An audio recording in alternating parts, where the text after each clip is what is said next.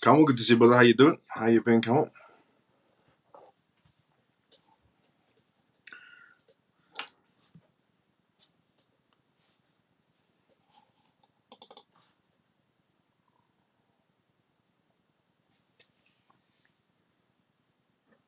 Good evening, Miles and CMF. Talk. Good to see you as well. How you doing? How you been? Joe's Unpick. Good to see you as well. How you been? Long time, brother. How you been? I'm doing great, Joe. How you doing? Semper, good to see you as well. How you doing? Evening, Miles on CMF. Good to see you as well. Semper, how you doing? Messi, good to see you as well. How you doing? JP, good evening, Miles on CMF. How you doing? Come on. Getting better and better. Let's go, brother. That's good to hear.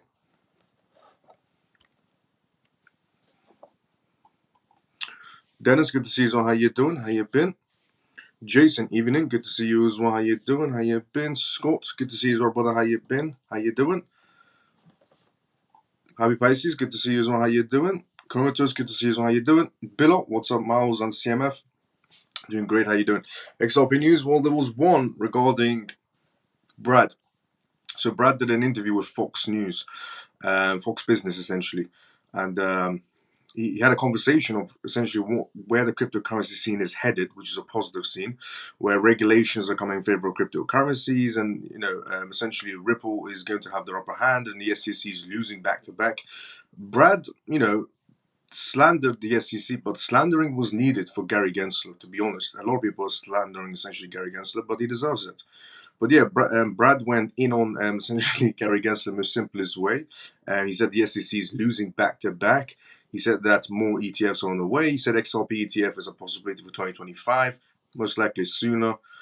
So yeah, essentially, just slandering the SEC was what was going on business on Fox Business today with Brad, who was invited on the show.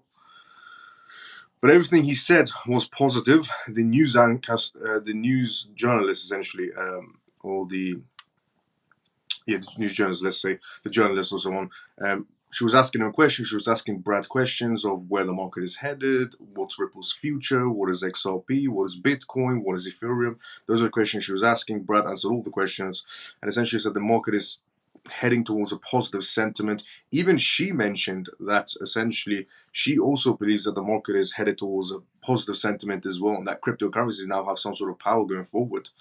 Interesting enough, not only was Brad on Fox Business News today doing the interview, also Mike Novoscott was on Bloomberg, also doing an interview as well, which I saw live. I saw both of them live. I saw the Mike Novoscott one live, and I saw the Brad with Fox Business on repeat essentially. But on Bloomberg also, Mike Novoscott was there. And he was talking about how the market is headed towards a positive sentiment moving forward. Essentially, regulations are coming much more easier, and the United States is going to get involved a lot more. So both the comments were pretty much well. Where can I find the interviews? One of them is already inside a Telegram group regarding Brad one. I think someone posted it, if I'm not mistaken. I think Tom maybe posted it inside a Telegram group. But the Bloomberg one, I'll post it inside a Telegram group.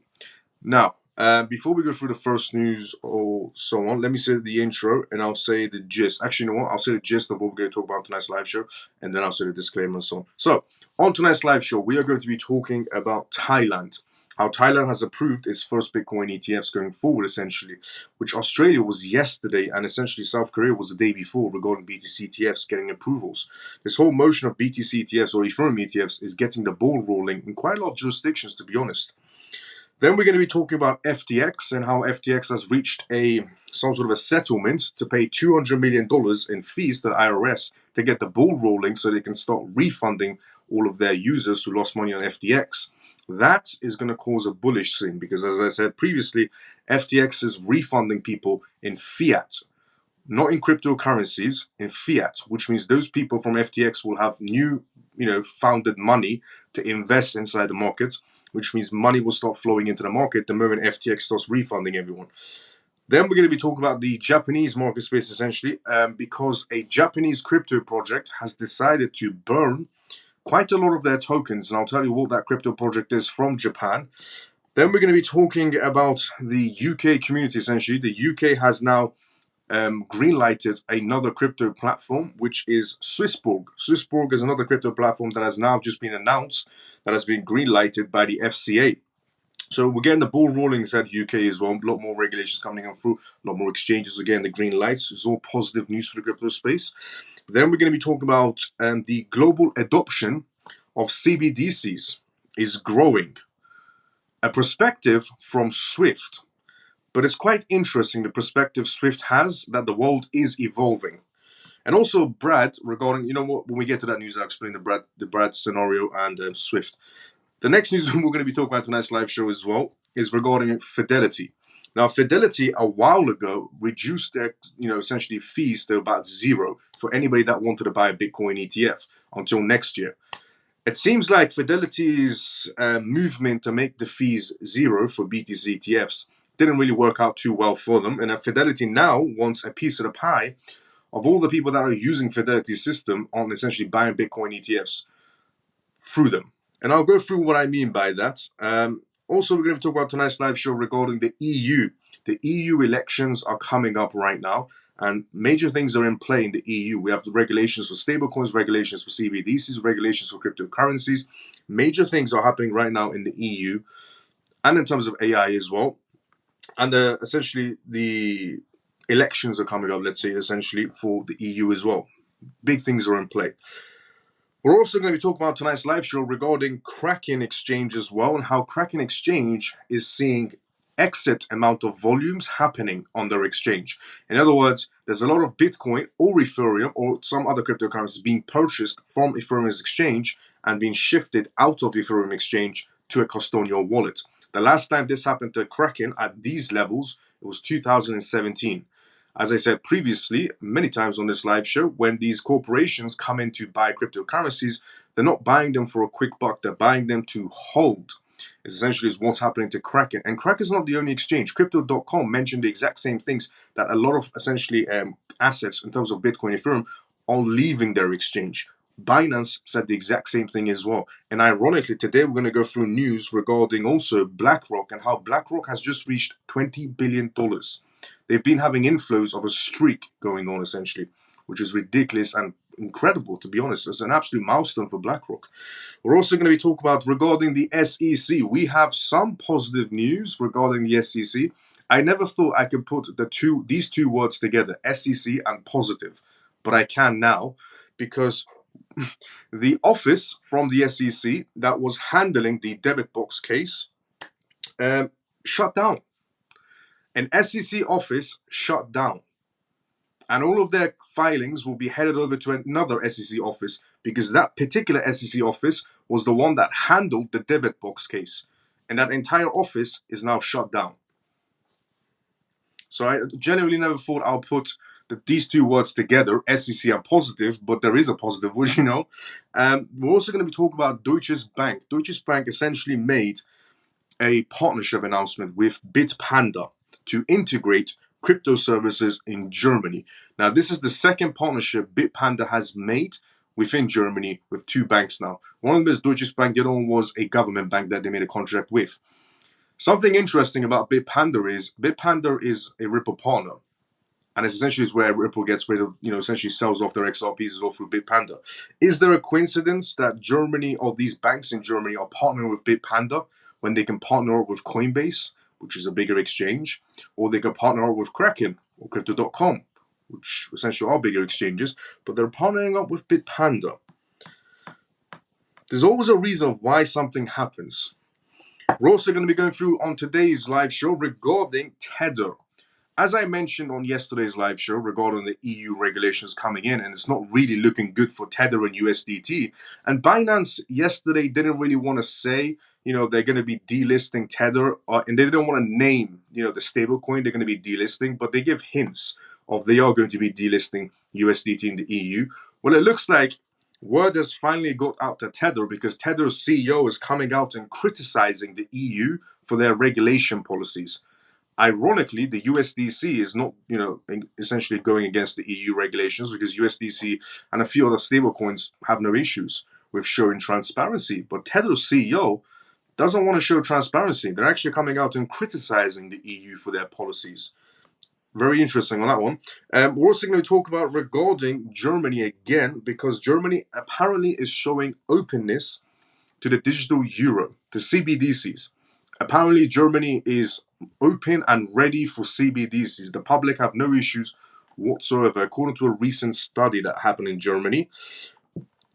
We're also going to talk about Mike Novoscott today as well, regarding his projections of essentially Bitcoin going to $100,000 in terms of price. He did mention these things also on the Bloomberg Live today. We're also going to be going through regarding JP Morgan. Major things are happening with JP Morgan. Going into 2020, right now, JP Morgan Bank is designing something where people can essentially scan into their bank accounts using their palm in JP Morgan Bank, or some other biometric systems. So right now, JP Morgan Bank is designing a Palm ID. We have to scan yourself going into your bank accounts, or some other biometric systems. They're planning on launching this in 2025. They're working on it right now. Yeah, the world is definitely going to change. And 2024 is the beginning, as I previously said. We're also going to talk about BlackRock, as I said, regarding them reaching an absolute new milestone regarding $20 billion assets under management, which is ridiculous. So we have some bullish news to go through, some banking news to go through, some CBDC news to go through, some interview news to go through, some partnership news to go through. Quite a bit of a mixture of news to go through, some perspective news as well. But before we go through any of that, welcome to the CMF Live Show. If you're watching this for the first time ever, welcome to the CMF Live Show. On this live show, every single night, I talk about recent news that's happening around the world in terms of cryptocurrencies, in terms of AI, in terms of regulations, politics, everything that plays a role, essentially, of the world shifting into a digital era. And a disclaimer of this live show, as always, is not financial advice, not political advice, and whatever I say is only for entertainment purposes. And we also do Q&As as well, which means you ask the questions inside the comment section, and we are live on X and YouTube at the exact same time as always, and I give you the answers.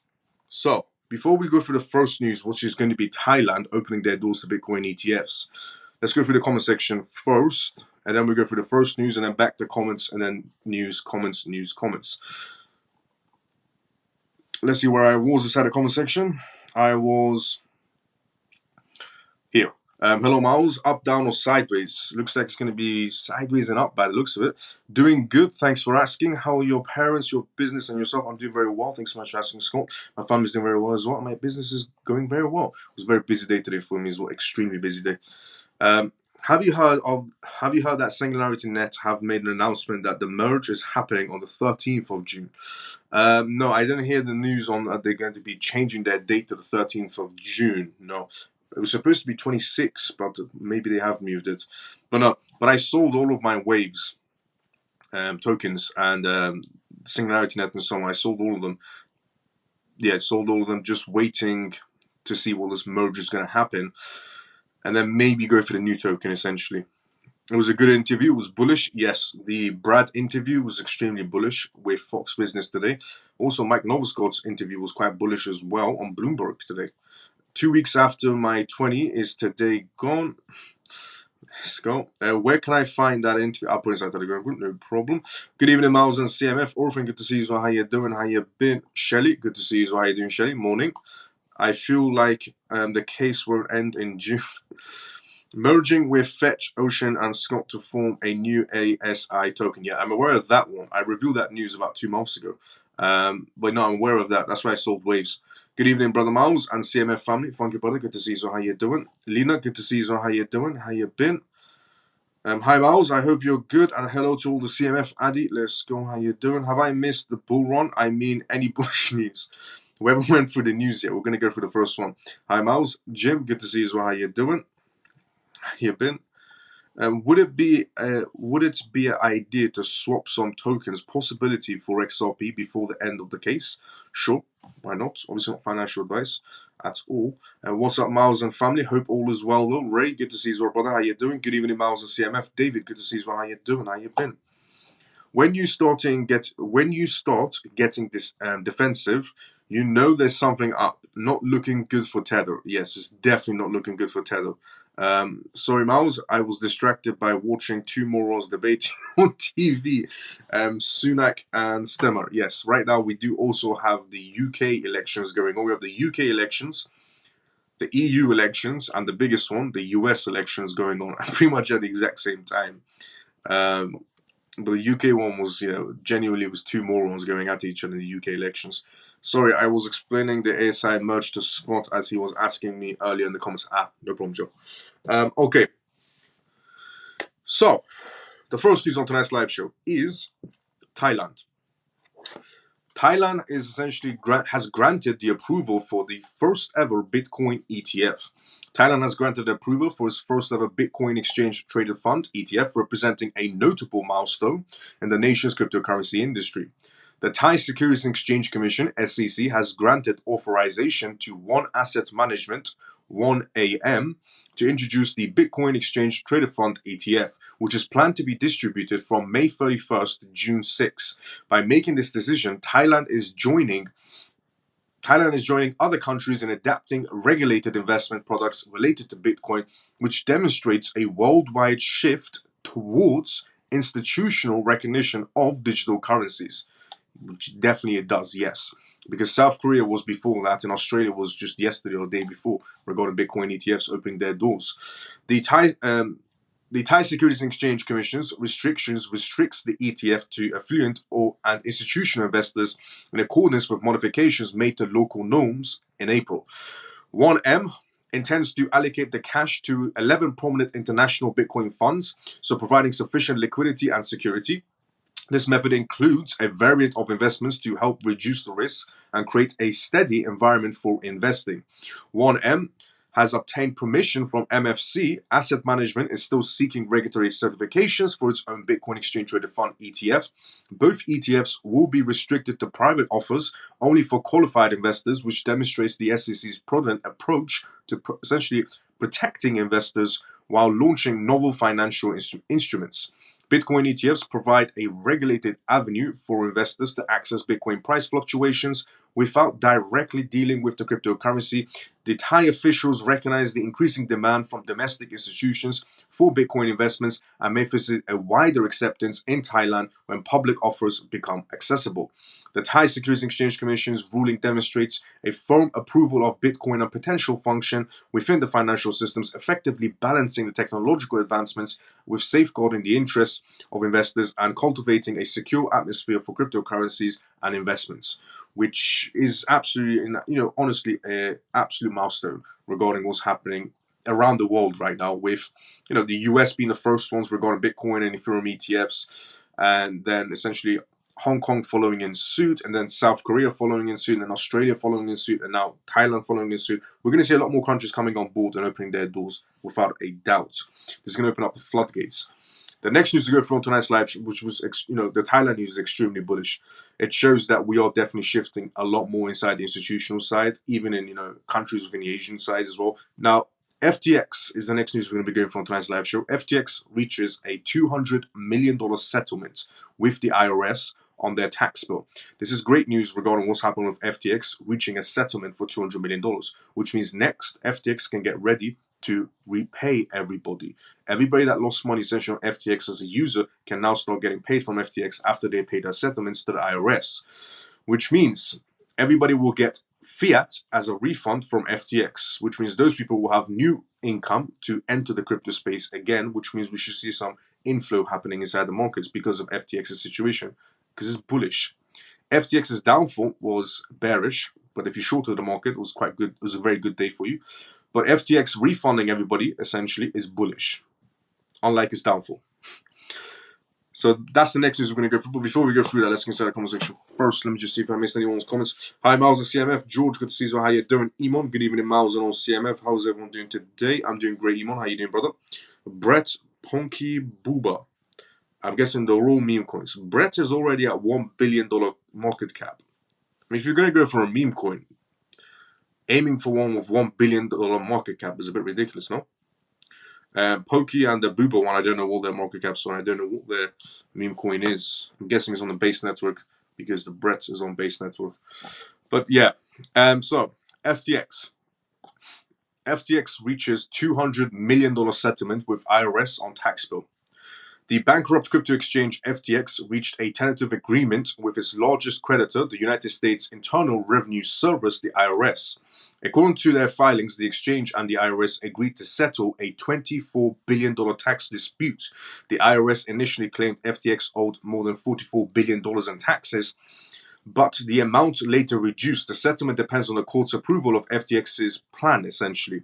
Under the settlement, the IRS would agree to resolve its $24 billion claim, receiving $200 million in property tax claims paid within 60 days of the plan's approval. The tax authority will also collect $685 million as a subordinate claim, which gets paid after the customers and other creditors. The deal covers all tax until 31st of October 2022. According to FTX, the settlement reduces litigation risk and increases certainty regarding creditor and customer recovery. The outcome of these proceedings would be uncertain, given essentially certain novel and complex issues of tax laws raised by the IRS claims. The filings show that FTX deny owning taxes, but disagrees with the amount and specify reasons for the tax liability. The specific exchange argues that they shouldn't be taxed on funds misappropriated by their former CEO Sam Beckman-Fried. It also disagrees with the IRS's calculations for the employment taxes related to salaries paid to Beckman-Fried and other executives. Furthermore, the exchange argues that it has a valid deduction and losses the IRS in wrongfully disallowing due to lack of proper documentations. However, the tax authority disagreed and was prepared to fight FTX to the court for a significant tax repayment, essentially. The IRS does not agree with debtors' arguments and has informed the debtors that the absent a settlement, it would pursue these and other theories to impose significant tax liabilities. Okay, this is quite bullish because the FTX situation is about to go away. Okay, they're going to pay their taxes, good. Then they're going to refund their users, good. And then they're going to pay the IRS whatever's left again for more taxes, and that's it. Case closed with FTX, which is a good thing. Which means the crypto space, one, can move on. Two, the people that get paid back from FTX for losing their money on FTX can use that new founded money to buy cryptocurrencies, essentially, which we are bullish in inside the market space. Unlike the Gemini situation, which will cause a volatility inside the market space because they're going to get refunds in cryptocurrencies, and so is MTGOX users. They will get Bitcoin in refunds and some Japanese yen. But with FTX, everybody's getting paid out in cash, essentially in fiat, to their bank accounts, which means they have new money to invest back into the market, which means it's going to cause a bullish scene. One, it's going to cause a bullish scene. Two, the whole FTX situation can essentially be put behind us, and we can move forward as the crypto space and also the institutions coming in. We look more mature now. So it's good to put that story behind us. Now, the next news to go from tonight's live show is a Japanese project. There's a Japanese project by the name of Astar. Now, Astar is involved with some other projects going on, and they have some investments going on and some contracts in Japan mainly. Now, Astar has made the announcement, which is bringing attention to it, not just from a global perspective, but also from the Japanese market mostly, which is Astar coming out and saying that they're going to be burning 350 million of their own tokens, which is causing a bullish scene in Japan right now regarding Astar. Also, by the way, regarding regulations in Japan, if you don't know this, the institutions in Japan don't technically get taxed on their cryptocurrencies if they hold it for a specific amount, time period, because Japan's markets are trying to compete with Singapore and Dubai, because Dubai is, technically in some sort of a way tax-free, and Singapore is much more lower and so on for cryptocurrencies. So Japan's trying to compete by lowering corporate tax and so on by holding cryptocurrencies. And Astar, essentially, is a Japanese crypto project and only big inside the Japanese market space. As I said, to burn some of their tokens, which is the next news we're going to go from tonight's live show. But before we go through it, let's go inside the comment section, and then we go through the news after. I don't think the markets will dip before going up. I believe they will leave everyone behind and shoot up, which is an outcome. Miles, the victims of FTX, I don't think they will trust the crypto markets again. They would be happy to get their money back and out. This news might be more bearish than bullish. No, I think, look, because Gemini is going to be volatility inside the market space. So Gemini will cause volatility. MTGOX will cause volatility, but FTX will be the opposite. Those two will be volatility and quite bearish. But, depending on how quickly they get brought out of the market space. But the FTX situation, I don't think those users, some of them might not ever touch the crypto space again, but some will come back. How many of you, here's a simple question, Funky Brother. How many of you have lost money inside the crypto space but still came back? How many of you lost money inside the crypto space on a crypto project or multiple crypto projects, or even got scammed inside the crypto project, but you still came back to the crypto scene? Now that should be your answer of, will those people come back or not?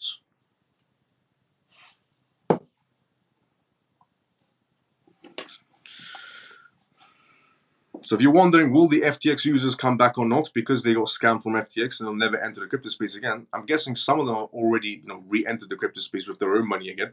But the simplest question is, if you don't believe the FTX users will come back and they're just going to run away with their money, just simple question, how many of you lost money inside the crypto space on multiple crypto projects? How many of you been scammed on crypto projects, but you still came back?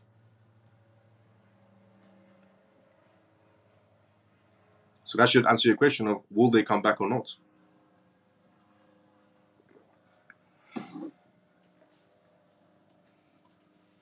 Miles, would you please do a recap? What to look for when doing research? Yes. Contracts. Number one thing you should be looking into is contracts. When it comes to a crypto project, vet their entire team, vet their board members if they have any, or vet their director most likely. Vet their team, vet their board members, check their LinkedIn page and so on. The basics of what to do is, and I'll go intermediate and advanced. So the basics when it comes to crypto projects, vet their entire project. Look at their roadmaps, look at their team members. Have they worked on other projects before? Look at who's running the show for them, essentially the director or the CEO or so on. If they have board members, look into them as well. Have they worked on any sort of crypto projects before in the past or not? Then start looking into their roadmaps and white papers and so on, and then start looking into their partnerships. Now, this is when we get to intermediate when it comes to research. Regarding their partnerships, check if they're genuine partnerships. Okay, so a lot of crypto projects will just put JPEG logos. I've seen so many crypto projects. When it comes to their when you go to these crypto project websites and you scroll down and it says partners, I've seen so many of them just put JPEG logos, pretending they have partnerships. And what I do personally is I pretend to be a journalist for my own company. So I have a blockchain company. So for my own company, I pretend to be a journalist. And I use my own journalist email address. And I contact their partners one by one. And I say, I'm doing an article about your partnership with this crypto project. Could you give me some information? And in most cases, they turn around and say, we don't even know who they are. Which is just JPEG logos. The third thing, essentially going to an advanced stage, is who are they contracted out with? Are they going to be in 5 years' time? Are there any major corporate players inside? Are the banks involved? When we go into regulations, is this particular crypto project going to benefit from regulations or go against regulations? If it goes against regulations, then it's a bad project. Because once the regulations come in, then that crypto project will get stifled, which is not good. So you've got to think at an advanced stage when it comes to researching crypto projects. When the regulations come, which they're not that far off, we have some regulations, more on the way. The EU's coming in heavy with the regulations. So you have to think to yourself, when the regulations come, will this crypto project benefit and bluster and go higher, or will it get stifled by regulations? Because it's nothing that we can stop. It's coming either way regarding regulations. When the banks come more inside the scene, when the corporate sector comes more inside the crypto sector, would this particular crypto project benefit from the corporate sector? Would any money come flowing into it from the corporate sector? Maybe not through an ETF type of situation, but would any money come flowing into it? Would the corporate sector, in terms of banks or institutions, utilize this in their own business? And if they do, would it be a 5-year project, 10-year project, 15-year project? So that's when you go to an advanced level of essentially researching them. That's what I do. It's the corporate side of me. It never leaves.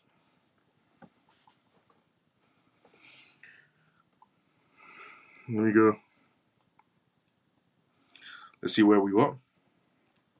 So that's what I do regarding research-wise. Basic research, intermediate, and then advanced research. XRP Den, good to see you as well. How you doing? Carol, you came back to the crypto space as well, yeah. Me, I was scammed and lost money. I am still here. As you can see, Frankie brother, the simple question. Do you think they're going to come back or not? I think they are. Me, I was scammed and lost money. I am still here. Let's go, Scott. Say, Joe got scammed and so on. He's still back inside the crypto space. I've been scammed by 2 exchanges. They both vanished, but that was on option trading. And you're still inside the crypto space. So, Funky brother, you answered your own question. Your question was, you don't think the victims of the FTX people will come back inside the crypto space when they get their monies transferred, their refunds transferred, and you think it's going to be bearish instead of bullish. And the simple question was, would you come back if you were in their shoes? And your answer was, I've been scammed by 2 exchanges and both vanished, but you're still here.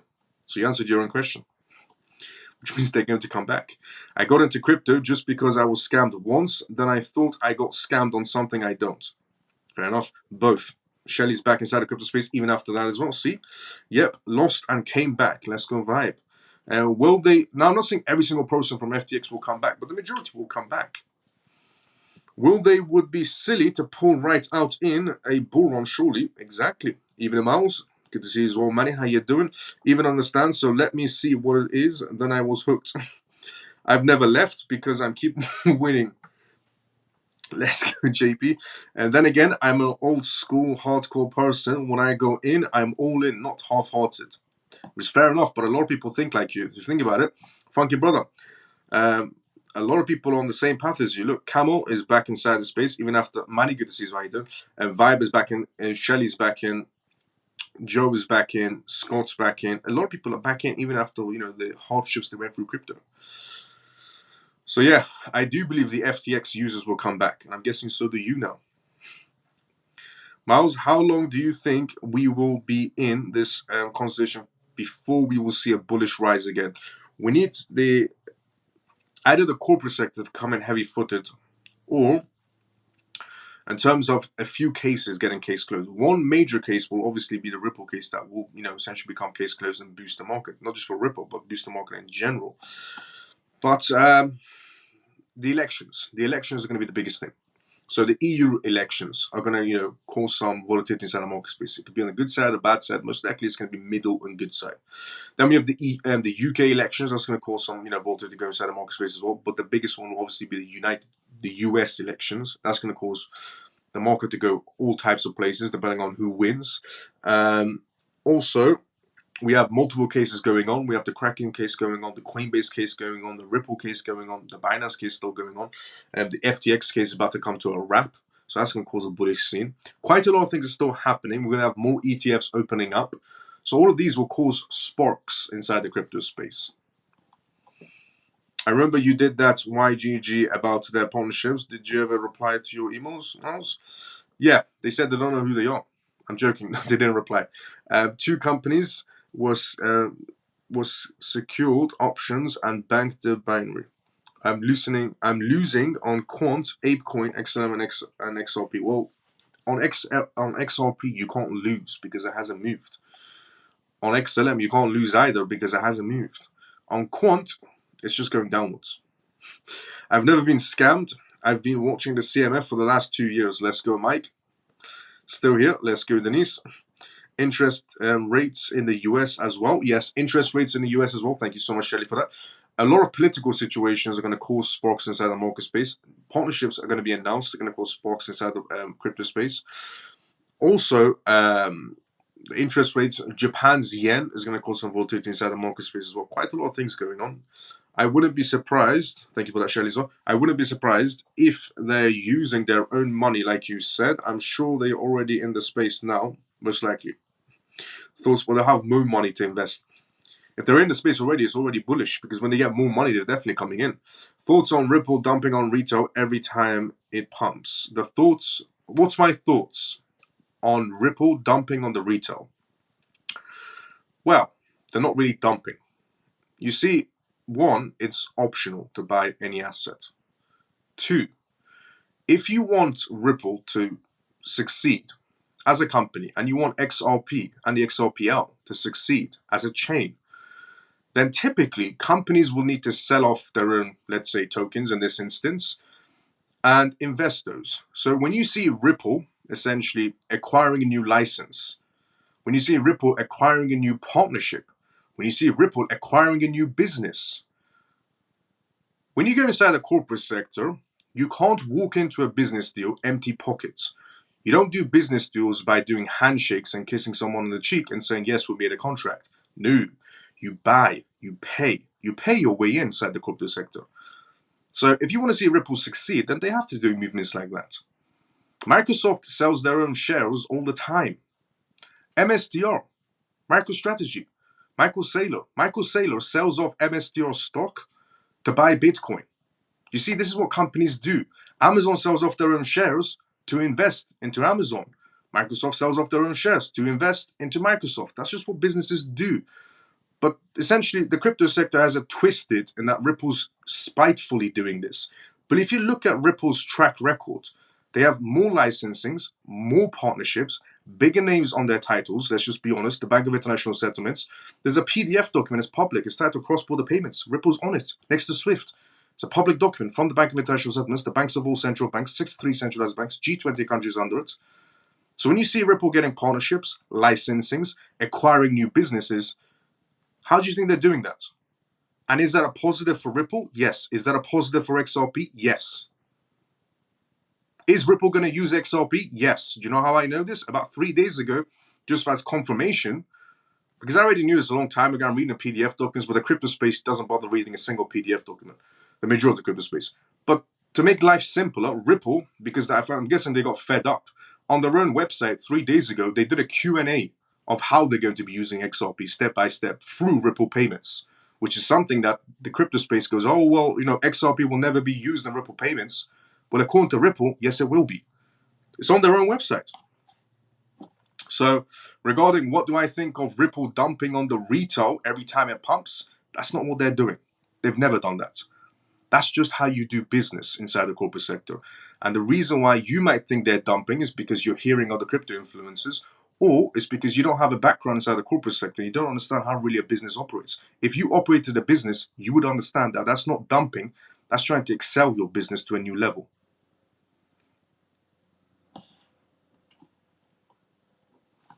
So I'm hoping that helps. Bless up. And then some people could also say, well, Ripple's essentially, Ripple's not a company. If they do that, then there's essentially they're selling securities if Ripple does that. Technically, also no, because there's loopholes within the law, and not every company's stocks can be counted as securities. Private companies that have stocks aren't securities, and over-the-counters OTCs also aren't securities either. So there are multiple companies out there that do have company shares, and they sell them off to advance their own business, and they're not securities. So some people wanted to argue that if Ripple does this, then they're securities. Technically, no, because private companies, technically, some of their shares can be counted as not securities, and OTCs are not securities either. But yeah, they're not dumping. They never dumped it.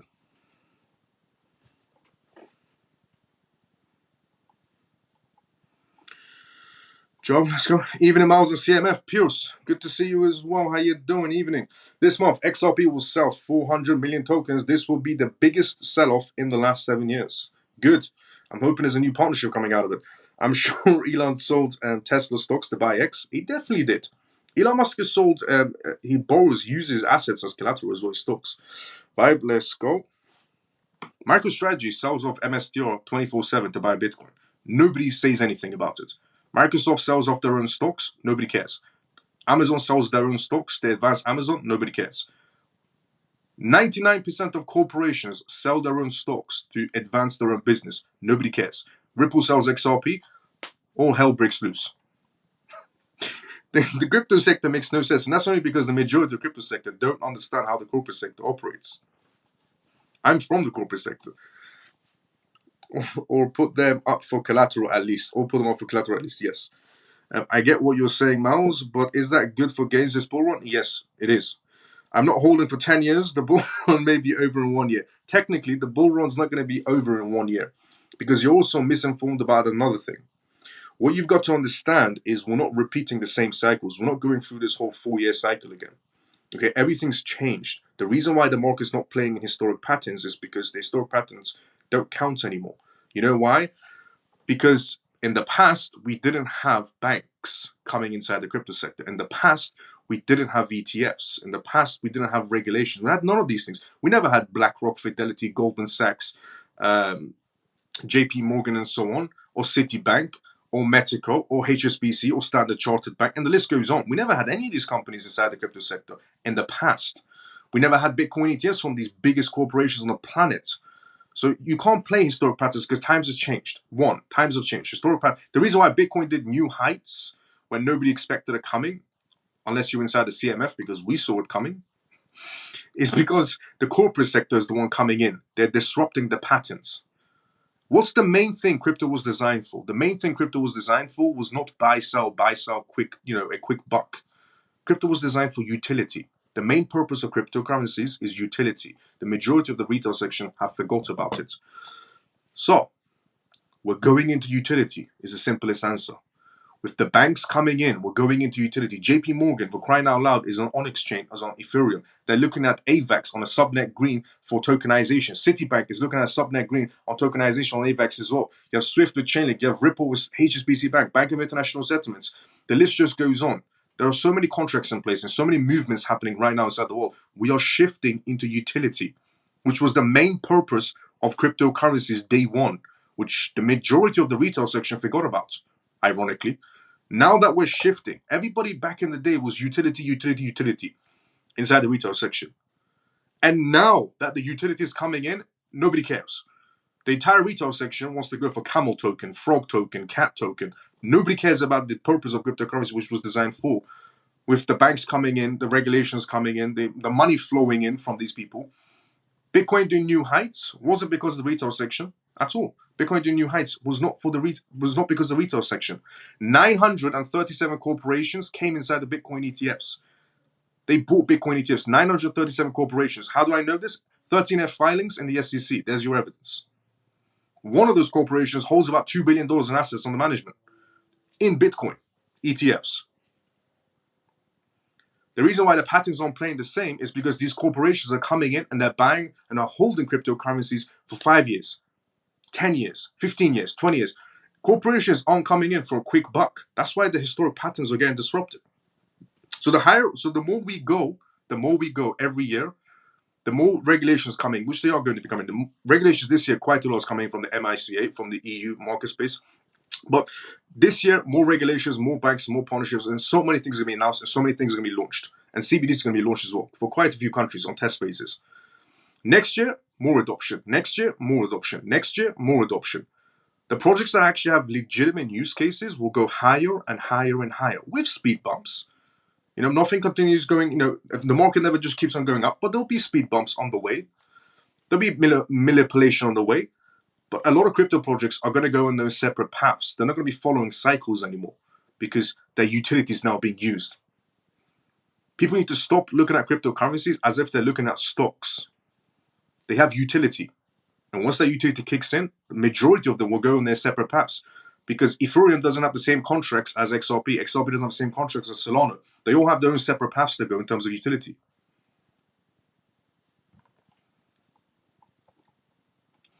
So you need to understand, times are changing, we're going into utility. As in other words, Ripple has that HSBC and Metago partnership, but Ethereum doesn't have that. Or Ethereum has JP Morgan and so on. And, you see what the pattern is. They're all going on their separate paths. Utility. So don't worry, you're not holding that for 10 years. But if you do, you're going to be extremely wealthy. And the number one thing to do is borrow against your assets. Use them as collateral. Hello, Miles and CMF. G, good to see you. How you doing? How you been? I'm sitting back watching this Miles movie with the popcorn. Love it when you tell the people the way it is, Miles. Let's go, Shelly. How do you transfer crypto assets from crypto.com to Tangent Wallet? I need help. I've already set up the Tangent Wallet. Lina, I helped out today. Was it Tor that I helped out? Ian. I helped out Ian today. Ian, if you can help out Lena, or if you don't get the time, Lena, after the live show, I'll just send you the same instructions that I sent to Ian to you. So you can just follow the same instructions on how to get access from crypto.com to Tangent. We are going into utility, but the narrative will be the meme coins. Interesting, You hold Casper. Do I hold Casper? Yeah, I do. Good evening, Miles and CMF. Free and forever. Good to see you. So how you doing? Facts. Let's go, Denise. Yeah, bless up. I do hold Casper. Not, at the top of my list, but I do hold Casper, yes. Thank you. Lena, no problem. Now, next news on tonight's live show is from Japan. Japan blockchain project, Astar, proposes a $38 million token burn. Developers of the Japanese DApp and Layer 2 solution Astar Network are proposing to burn 350 million tokens of Astar tokens. Now, Astar is a genuine project in Japan, and it has, in Japan it does movements. On the global basis, not so much, but they're burning worth about 38 million tokens, which is about 350 million tokens, which is worth about $38 million at this time of publication to improve its tokenomics. This is what they said. In the short term, burning a significant portion of Astar's supply will reduce the inflationary pressures and potentially increase the token's market value. Now, because of this news, Astar started moving to the Astar Foundation. This immediate impact can boost investor confidence and enhance the attractiveness of staking rewards. In the long term, these measures contribute to the more sustainable token economy by correcting essentially early stage inflation issues and aligning the token supply with realistic market conditions. The next steps, including a 3-week open panel discussion during which the community members can chime in their foundation's proposals. Thereafter, a week-long community vote will be held to determine the fate of the 350 million Astar tokens, accounting for 5% of Astar's initial supply from the foundation's reserves. If the proposal passes, the tokens will be burnt and staking rewards reallocated. The 350 million Astar reserves was originally set aside from Astar's launch on Polkadot's parachain side, essentially. However, the imminent Polkadot network upgrade dubbed essentially, and this will be a parachain system funded by crowd loan actions removed from the ecosystem. Now, a good proposal burning all the acts of the mechanisms and being tokens that are being intended for a purpose is now almost extinct. And a burn would be ideal as it would help boost the TVL and the stakers, as stated. After all, a good amount of tokens that will go out of circulation, and this was always good for the economy, is what was announced by Astar Network today. So Astar Foundation is burning 5% of their token supply to get the ball rolling for themselves. Now, they are a project based out of Japan. It's a genuine project. Am I invested into it? Hell no. But it's just news that I wanted to share with everybody. If anybody is holding Astar Network, if anybody is holding Astar, good news for you. 5% is about to be burned away. It will definitely help to boost it a little bit going upwards. But yeah, a lot of people also longing Astar now as well. Just some information news there for you. Now, UK communities, next is going to go through. The UK has now just green-lighted another, essentially, platform, another crypto platform by the name of SwissBorg. Now, if anybody's used SwissBorg, you would know what this platform is. It's very similar to essentially Binance and Coinbase and so on. They're quite big actually as well. But the good news is the FCA, the Financial Conduct Authority inside the United Kingdom, are becoming a bit more lenient, which is greenlighting another crypto platform, which is good to hear. The SwissBorg, a leading European cryptocurrency investment platform, is proud to announce its full compliance with the Financial Conduct Authority, the FCA, rules on financial promotions in the UK, one of a few cryptocurrency platforms to ensure such a compliance inside the United Kingdom. SwissBorg ensures that UK users are equipped with the necessary knowledge and skills to navigate the world of cryptocurrency investments. SwissBorg has implemented the robust measures to comply with the UK's financial promotions regulation, essentially emphasizing user education and protection. As a part of this commitment, all UK users are required to complete the financial risk assessment forms. All exchanges will require you to do this. If you live in the UK, all exchanges will require you to do some sort of financial assessment risk before you can use their platforms from now on. But all UK users are required to complete financial risk assessment forms before starting the investment journeys on SwissBorg. These steps are designed to ensure that users possess the basic investment skills needed to make informed decisions in sometimes volatile crypto markets. This is what SwissBorg said. Our partnerships with Gateway 21 has been essentially instrumental and in aligning our platform with the FCA's regulations, said Faisal, the CEO and co-founder of SwissBorg. He also said, we believe that empowering our users with the right knowledge is crucial for the success and safety in the crypto space. We are excited to welcome the UK community to our platform, where they can invest and with confidence that SwissBorg is abiding by all of their best practices. SwissBorg's approach goes beyond mere compliance. By the way, SwissBorg also has their own token. The exchange SwissBorg, that's now being greenlighted by the FCA, also has their own token. Same way Binance and BNB, OKX Exchange and OKB token for them. SwissBorg has their own token as well.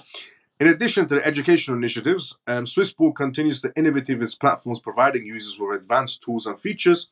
to optimize their investment strategies and operate in the world of decentralized finance. The platform's user-centric design and commitment to transparency has earned a strong reputation among crypto enthusiasts worldwide.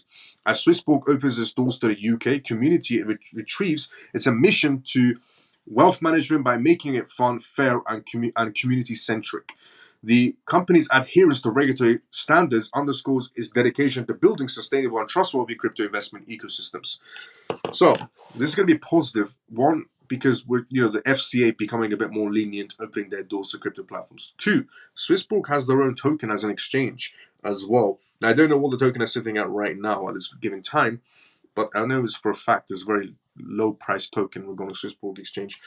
But if they keep on getting green lighted, so they got green lighted in the UK, if they get green lighted in other jurisdictions around the world, it's going to do quite well for their token, to be very honest. Now, the next news to go through on tonight's live show is global adoption. Global adoption of CBDCs is growing, but interoperability presents challenges. That is a perspective from Swift. We're going to go through it, but what Swift has said is quite interesting, because in the past, Swift would have said, me, essentially. Swift, goes around and says, we are the best, we're the only ones that can do this, and so on. But they've changed. Swift has changed. They're no longer saying me when it comes to the payment system world, or the messaging payment system world, but they're actually saying other players can run the show as well, interesting enough. Always remember, the bigger they are, the bigger they are, the harder they fall. But before we go through that news, which is quite interesting regarding Swift not going me anymore, with Swift saying other players can also run the show. You can take a guess of who the other players are of running the show when it comes alongside Swift. Hi Miles, have you received your Ledger stacks yet? No, I haven't received my Ledger stacks yet, but I received an email from Ledger because I've been waiting for 2 years now for my Ledger stacks to arrive. I received an email from Ledger. They said that the Ledger stacks, they've done all their testings on the Ledger stacks, the new Ledger with the touch screen and everything. They said they've done all their testings on Ledger stacks, and the first batch is going to be sent out. And then they said a second batch will be sent out, and I'm in order 3 batch. So my order's in the batch number 3, which I don't mind, because whenever your order is batch number 1, there's always some issues going on, probably with the device. Batch number 2, it's okay. Batch number 3, at least you know you're secure. Because if any issues, batch number 1 and 2 would have sorted it out. So when it gets to me, which is batch number 3, at least I know the device works now. But I got an email. I'm in order batch number 3 now. And they're going to give me a time slot of when I'm going to be receiving my Ledger stacks. Finally, after 2 years of putting a pre-order in for Ledger stacks, and we're maybe going to be seeing it this year, hopefully. They said I should be seeing about a month, not in 2 months' time. They said 2 months and a half time, I should be seeing my Ledger stacks. Now, Money 2020 is the next news to go through regarding global adoption. It must be due to the fact that Brad had it out with the CEO of Swift on live debate. That's why Swift has switched. It is because of Brad. Funky brother, good initiative, because I was about to say it is because of Brad. Miles, is the exchange SwissPool or SwissBorg? SwissBorg, the second one. SwissBorg. When can anyone order a Ledger stacks? Nobody can order a Ledger stacks until the first batch, second batch, and third batch arrives, and then you can order a Ledger stacks normally. But you can't even pre-order it anymore. Pre-order was 2 years ago when I pre-ordered it. But the Ledger stacks, you have the first batch is to come, the second batch, and then the third batch, and then be available on their own website. I thought you had asking for a refund from your Ledger. No, I never asked for a refund. I thought either I'll lose the money or it comes along. I thought I'll lose the Ledger money that I paid for it, or it comes. Let's just see how it goes. Now, global adoption. Global adoption of CBDCs is growing, but interoperability presents challenges. Imagine Swift saying interoperability presents challenges. I thought Swift was partnered with Chainlink. Not saying Chainlink is a bad project. Chainlink is a great project, prospering future, to be honest. But here's some interesting perspectives from Swift, the king of essentially money transfer, let's say, in a term, essentially in a very simple term. Messaging, yes, that's correct. A payment system messaging, for example. Now, the Director of Strategy and Innovation at Swift and Ryan Rugg from Citi shared insights at Money 2020 from their recent collaborative CBDC experiments. Both Tucker and Rugg cited essentially that the rapid progress of the global adoption of central bank digital currencies, CBDCs. However, they underscored the pressing need for interoperability among different systems, a challenge that demands immediate attention. A challenge that demands immediate attention.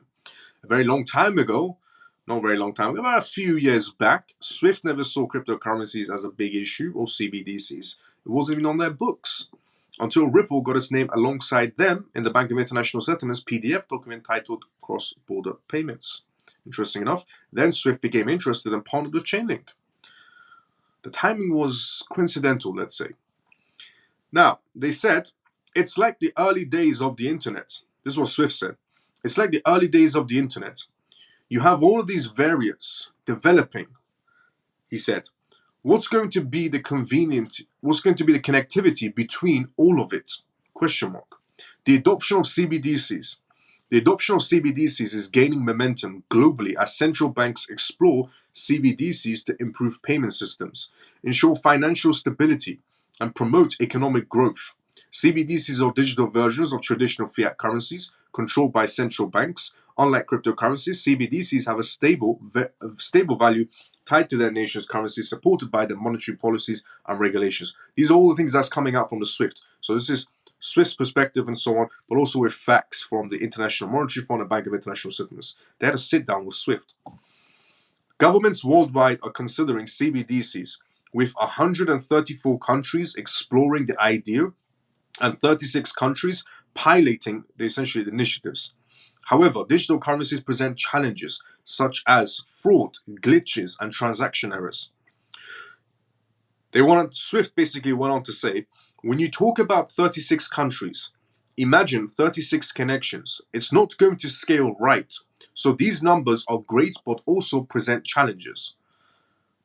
Just a point of perspective, how many times have I said that what Ripple is achieving needs to be 1 billion% sure? I've always said a lot of people don't give credit to what Ripple's doing. I said other crypto projects are creating platforms. They're creating games and applications and websites and so on. And if it has bugs, they fix it, they lose a couple of users, no big deal.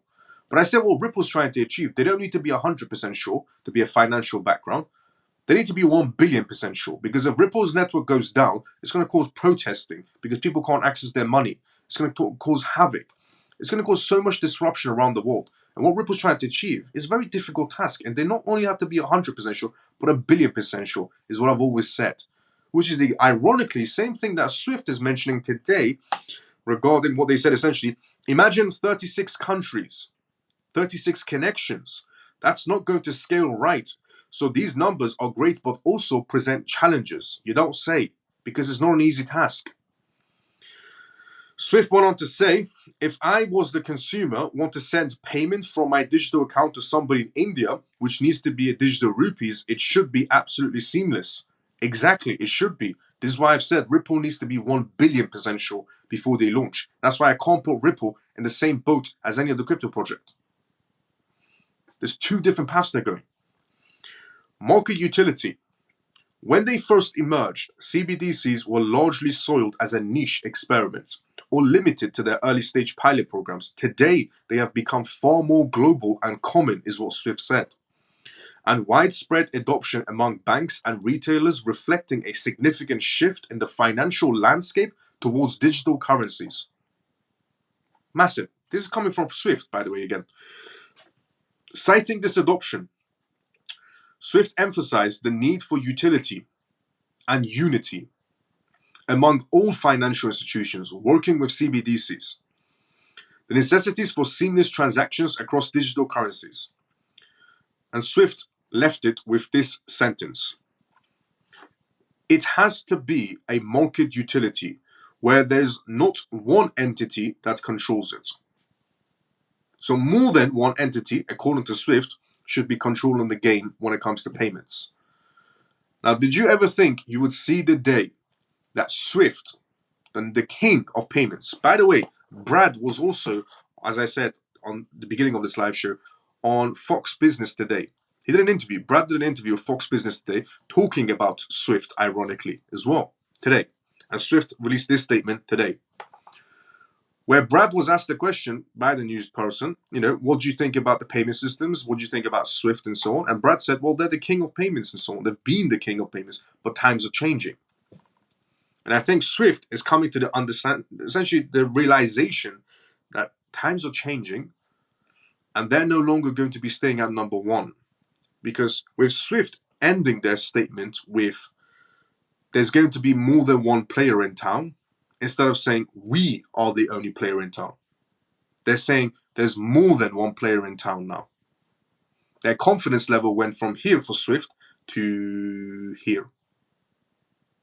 Because in the past, SWIFT would have said we are the only player in town.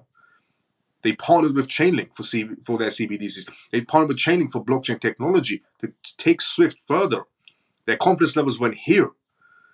And then now SWIFT put a comment out essentially saying, yeah, there's more than one player in town, so they're no longer the only player.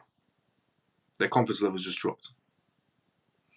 And I said this as well. I said, when it comes to Chainlink and Ripple, Chainlink will be good in some areas, Ripple will be better in other areas. They both have their positives going for them, Chainlink and Ripple, in terms of what they've designed. But one key area Chainlink can't compete with when it comes to Ripple is the banking sector.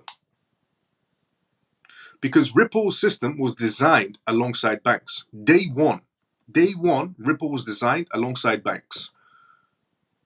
You can go and watch essentially videos and documentaries about Ripple being designed day one, where they were designing it alongside banks. They were giving their banks their systems. They said, try it out, come back to us, try it out, come back to us. That's how they developed Ripple.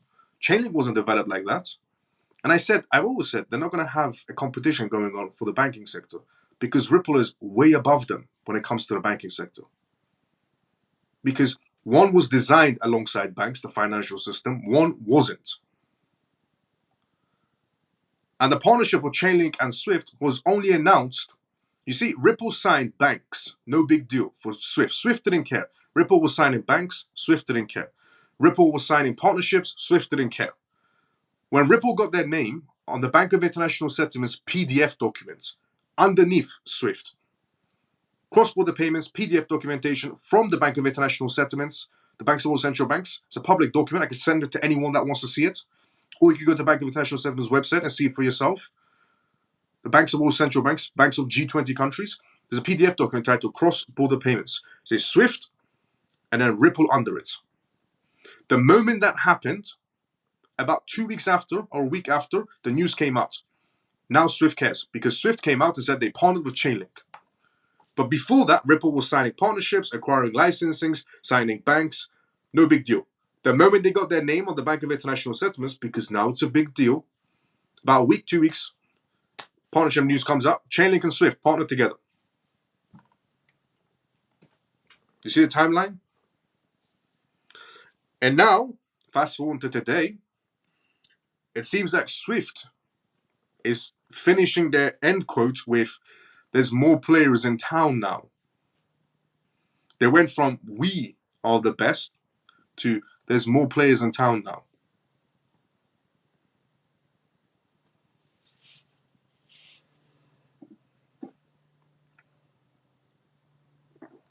And also to put in perspective, every crypto project has a competitor. Let's just be honest. Every crypto project, the gaming category, they have competitors. There's a lot of crypto projects doing gaming. There's a lot of crypto projects doing data. There's a lot of crypto projects doing metaverse. There's a lot of projects doing AI. But nobody's doing CBDCs except Ripple. Ripple has no competition for CBDCs. Something that is going to be implemented by every jurisdiction. And it doesn't matter if a few members of Congress try to vote against it. It won't pass into law. You think the Bank of International Settlements is not going to let, United States not go to CBDCs, not go through CBDCs? The Bank of International Settlements is more powerful than any politician put inside the United States. Presidents get replaced. Politicians get replaced. They're nobodies. They're just faces that run the show. Their donations make the movements. But also the Bank of International Settlements are more powerful. The International Monetary Fund are more powerful. The World Economic Forum, they're more powerful than any politician that votes on anything. And 24,000 crypto projects. Some are doing gaming, some are doing web, some are doing metaverse, some are doing AI, some are doing data, but only one is doing CBDCs. It's not rocket science.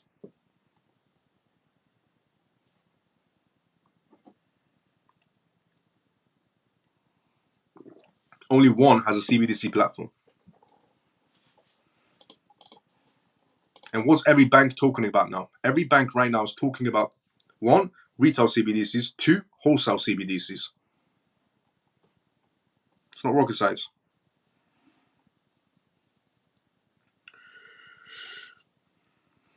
Before we go to the next news, let's go to the comment section first. But the next news we're going to be going through is regarding the EU elections coming up. Major things are happening in the EU right now. Major things. The same way major things are happening with the UK elections, EU elections, and US elections. But we're going to go for the EU elections next news regarding what's happening in terms of cryptocurrencies, in terms of regulations. Let's see what's inside the comment section. By the way, I read everybody's comments one by one.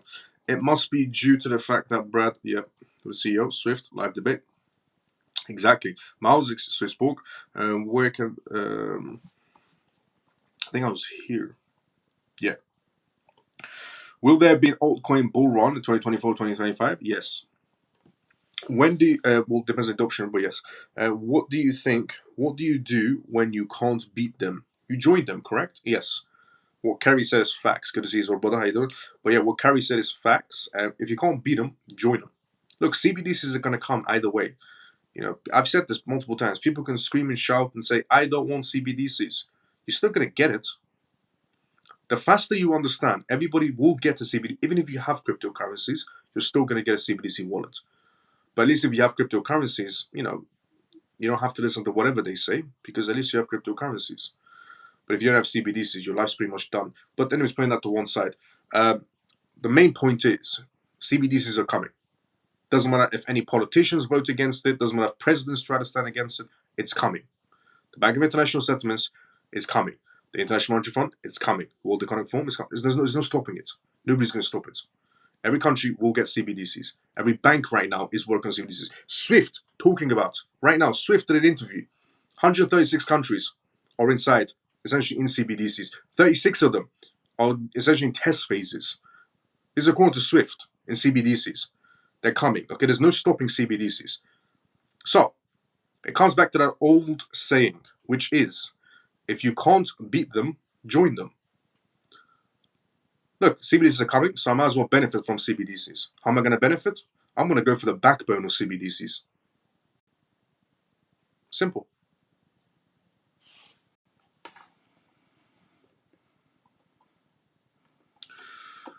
Plus, Chainlink doesn't have a CBDC platform. Yep.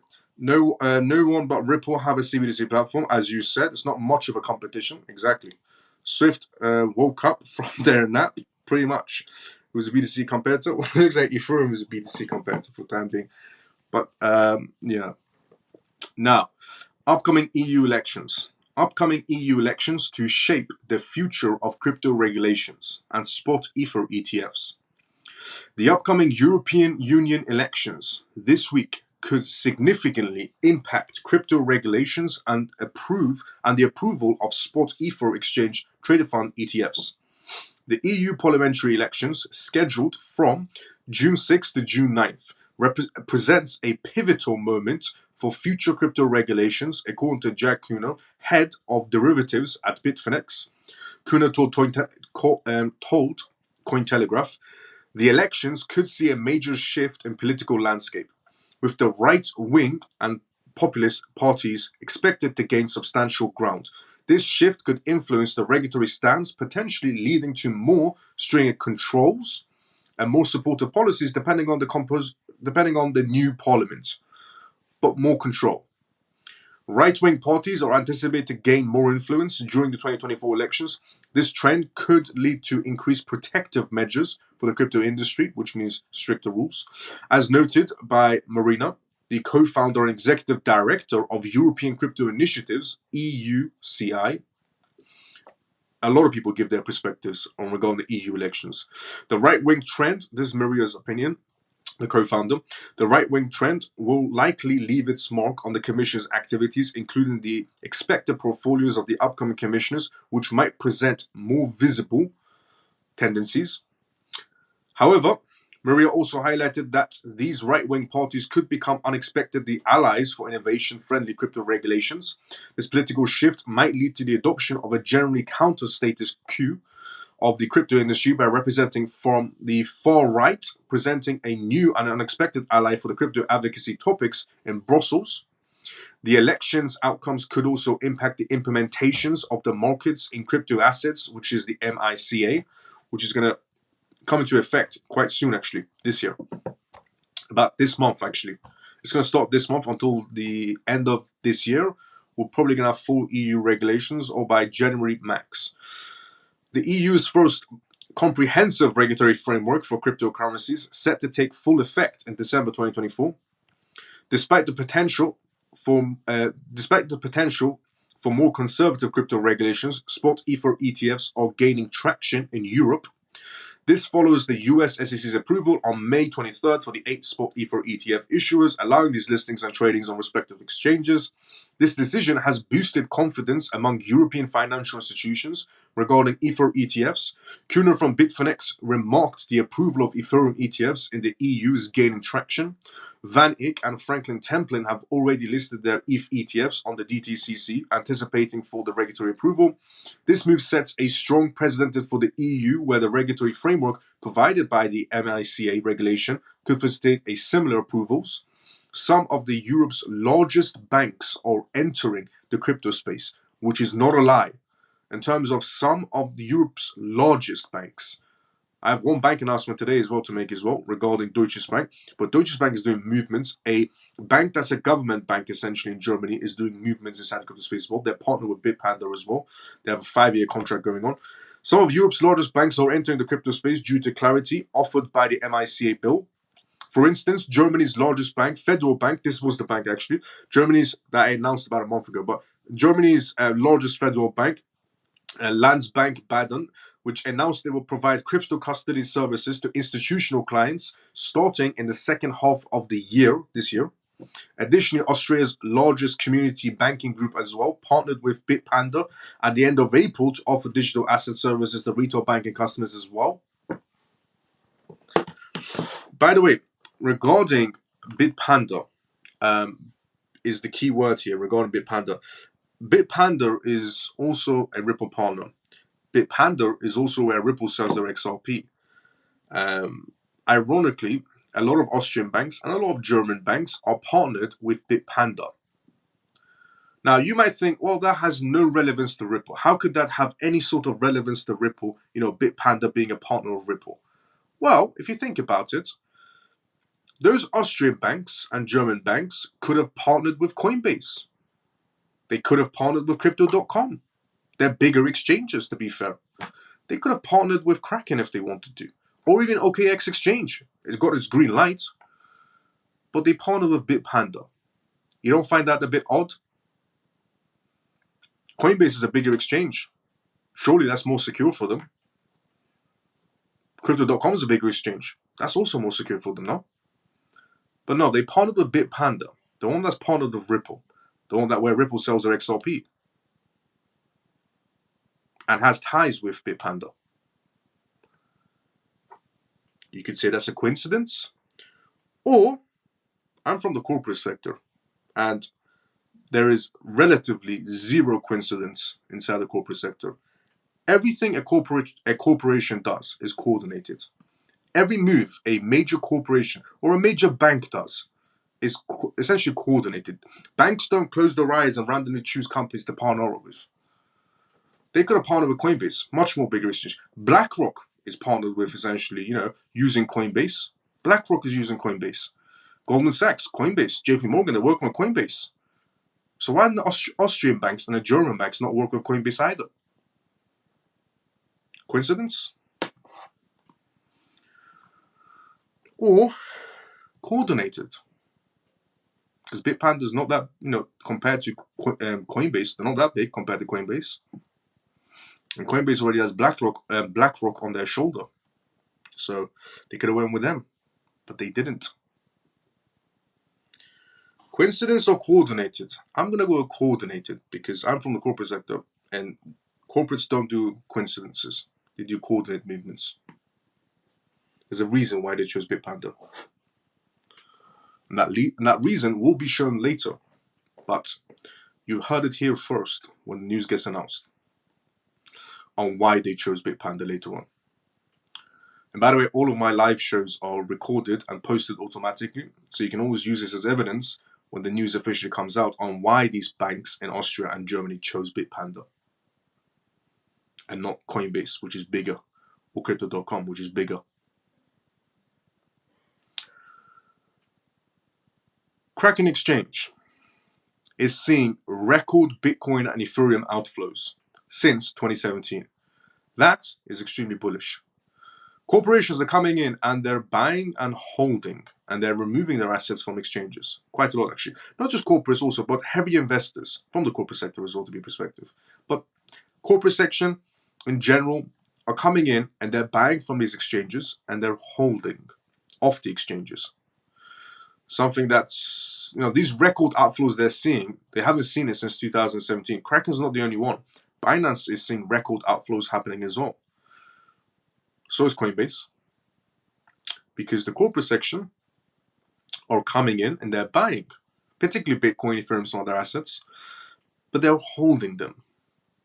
And they're going to hold them for 5 years, 10 years, 15 years. Unlike the retail section, which, buys something for 6 months and then scatters everywhere else, institutions come in coordinately. They invest for 5 years, 10 years, 15, 20, because they want to build on it or use it as collateral. They're not here for a quick buck. And when they do movements like that, it disrupts historic patterns. That's why the market's not playing in historic patterns, because they're buying and holding. That's why Kraken Exchange and Binance and Coinbase are coming out and keep on making news about, they're having record outflows going on, is what they keep on saying. So Kraken Exchange sees record Bitcoin and Ethereum outflows since their last movements that they've seen is 2017. Kraken, a leading cryptocurrency exchange, has recently seen its highest levels of Bitcoin and Ethereum outflows since 2017. As reported by Kraken, Kraken's Bitcoin holdings have decreased to levels not seen since 2017 or 2018, with the withdrawals totaling to over about $3.3 billion. Similarly, the Ethereum reserves have fallen below 1 million units for the first time since 2016, with the outflows amounting to nearly $2.15 billion. These changes in asset allocations are seen as deliberate realignments of components of organizational strategies. These moves align with the SEC's endorsement of the spot Ethereum ETFs, resulting in a decrease in the amount of ETH accessible on centralized exchanges. This has led to anticipation of supply shortages, potentially increasing the price of Ethereum as well. Obviously, supply and demand. The substantial capital outflows from Kraken indicates a larger market pattern where prominent participants and institutions are transferring their assets from exchanges to more reliable self-custody alternatives. Kraken should limit risk and prepare for future situations by decreasing the quantity of Bitcoin and Ethereum held in their exchanges. This will happen to a lot of crypto exchanges. A lot of crypto exchanges, for their genuine projects, essentially their meme coin projects, will be there forever. Nobody cares about them unless the regulations come extremely heavy, which they will, and then they have to delist them, which they will have to delist them at one point. But they're genuine projects, the legitimate crypto projects, they're going to start decreasing on crypto platforms a lot. They're going to start decreasing a lot because these corporate sections are coming in and they're buying and they're holding. Tonight, we're also going to go through the news on BlackRock because it coordinates with what the news was just right now from Kraken. Because BlackRock's announcement was essentially they reached a new milestone. And their new milestone is about $20 billion. Their Ethereum ETF, their Bitcoin ETF is doing ridiculous numbers. It's not just theirs. Fidelity's is doing quite well as well. And a few other ones. The way Bitcoin ETFs have climbed the ladder, never been seen before. It took gold 1 year. Bitcoin ETFs, 2-3 months.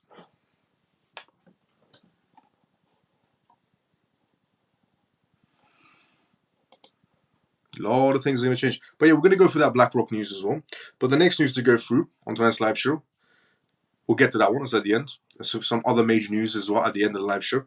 The next news is also quite an interesting one. An SEC news. But a positive SEC news, ironically. And the positive SEC news is one SEC office got shut down. One actual, establishment of an SEC office got completely shut down. And this particular establishment of the SEC, the reason why it was shut down is actually linked to the debit box case, where the SEC lied to a judge and then couldn't provide evidence to back it. And they had to pay a $1.5 million fine, and also the 2 lawyers that handled the case left the SEC. That particular office where those 2 lawyers used to work is shut down now. Yeah, the SEC is definitely feeling the pressure of scrutiny for how incompetent they are. We're going to go through that news as well.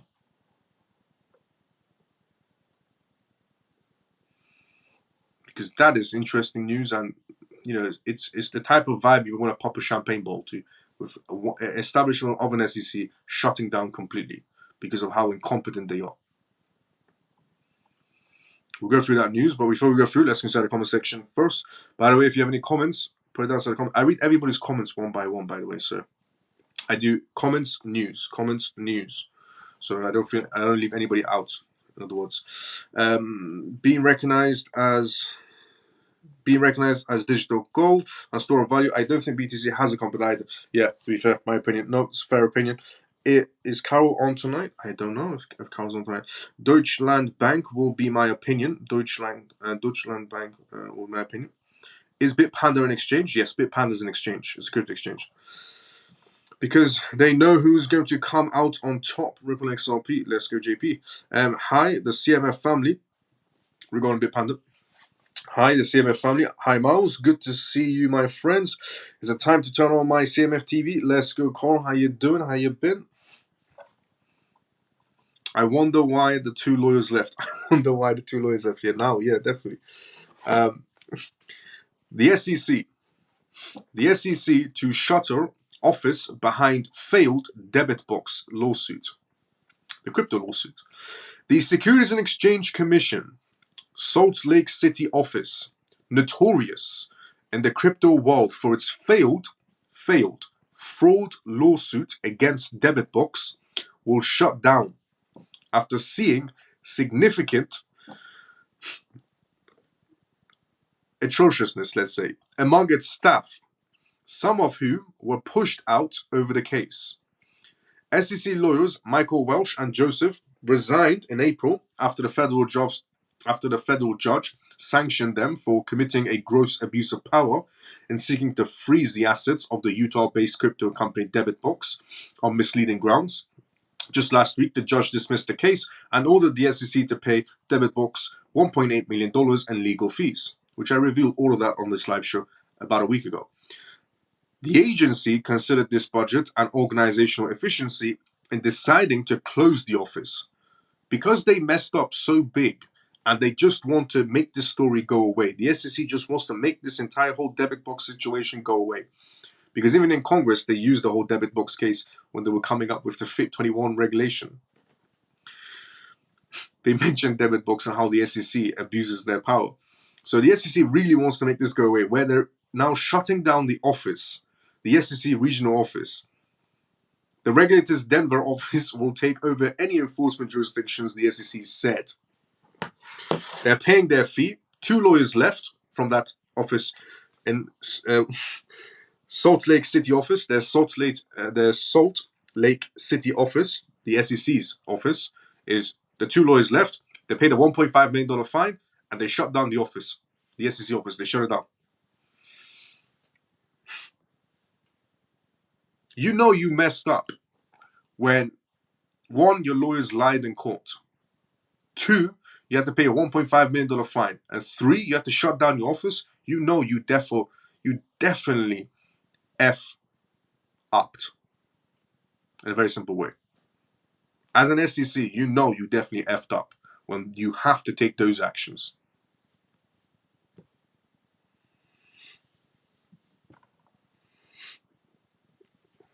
And the news that I was going to tell you regarding the Deutsche Bank, when I was revealing to you regarding Deutsche Bank and essentially also integrating Bitpanda, is now.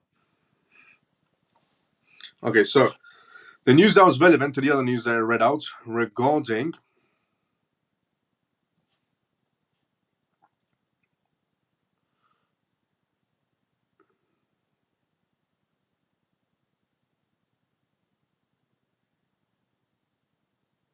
so here's the Deutsche Bank news that they partnered with Bitpanda today as well. Deutsche Bank teams up with Bitpanda to integrate crypto services in Germany. The details. Deutsche Bank has taken significant stride by forming a partnership with Bitpanda, a leading cryptocurrency platform. This collaboration represents a pivotal step towards integrating traditional banking frameworks with the crypto sector, aiming to enhance the accessibility of crypto assets for users across Germany. Deutsche Bank, Germany's largest bank institution, has embarked on a notable initiative. Largest bank in Germany has embarked on an initiative by partnering with the Vienna-based Bitpanda, the crypto exchange Bitpanda. This alliance is set to simplify the crypto trading experiences for German users by introducing local bank account numbers especially for Bitpanda users. This integration will enable instant fund deposit and withdrawals, bridging the gap between traditional financial services and the digital asset world. Bitpanda, established in 2014, already serves 4 million users and offers many assets, including cryptocurrencies, fractional shares, and precious metals. Through this collaboration, Bitpanda aims to expand its user base and enhance services of delivery by providing a fractionless fiat gateway, super fast fiat gateway. You can take a guess of how Bitpanda is super fast on payments. They have one major partner named Ripple. According to a report, in an era where regulatory compliance is paramount, Deutsche Bank has adapted a cautious approach towards its foray into the crypto space. The global head of cash management at Deutsche emphasized the bank's selective partnership strategy, focusing on entities that uphold strong compliance and standards and operate within regulated frameworks. Coinbase technically also operates within regulated frameworks, but they weren't chosen by Deutsche Bank or the other German bank or the other Austrian bank. Bitpanda was chosen by all three of them, and some other banks in Germany and Australia as well. Coinbase fits into compliance as well. They have a green light, but they weren't chosen. Odd. Coincidence or coordinated? Although Deutsche Bank will not handle digital currency transfers directly under this agreement, it will facilitate fiat transactions for Bitpanda users, supporting the platform's treasury and payment operations. According to Cleland, the global head of merchant solutions at Deutsche Bank, this move is a part of his broader strategy to align with high potential platforms. Bitpanda. Bitpanda is not a bad platform. It's actually a great platform. But Coinbase is bigger. Crypto.com is bigger as well. But they never went with those two. They went with Bitpanda. And secure its position as a leading bank in a virtual asset investment realm. It's the biggest bank in Germany, by the way, just to point that out. It's worth noting that this partnership for crypto services extends beyond Germany. Citing a Deutsche Bank spokesperson reported, while the bank has a similar partnership with the Hong Kong-based crypto exchange Hashkey as well, Bitpanda is the first client in Europe, Middle East, and African region. Deutsche Bank embraces blockchain.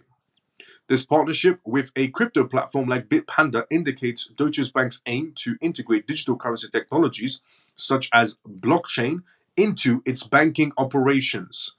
They partnered with Bitpanda to integrate digital currency technologies such as blockchain into its banking operations. The bank recently ventured into tokenized money as well.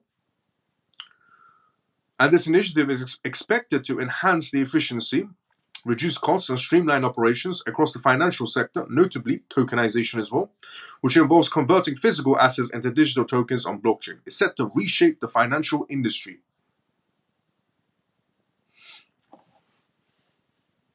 Now, they have done some tokenizations on Ethereum as well regarding testings and so on.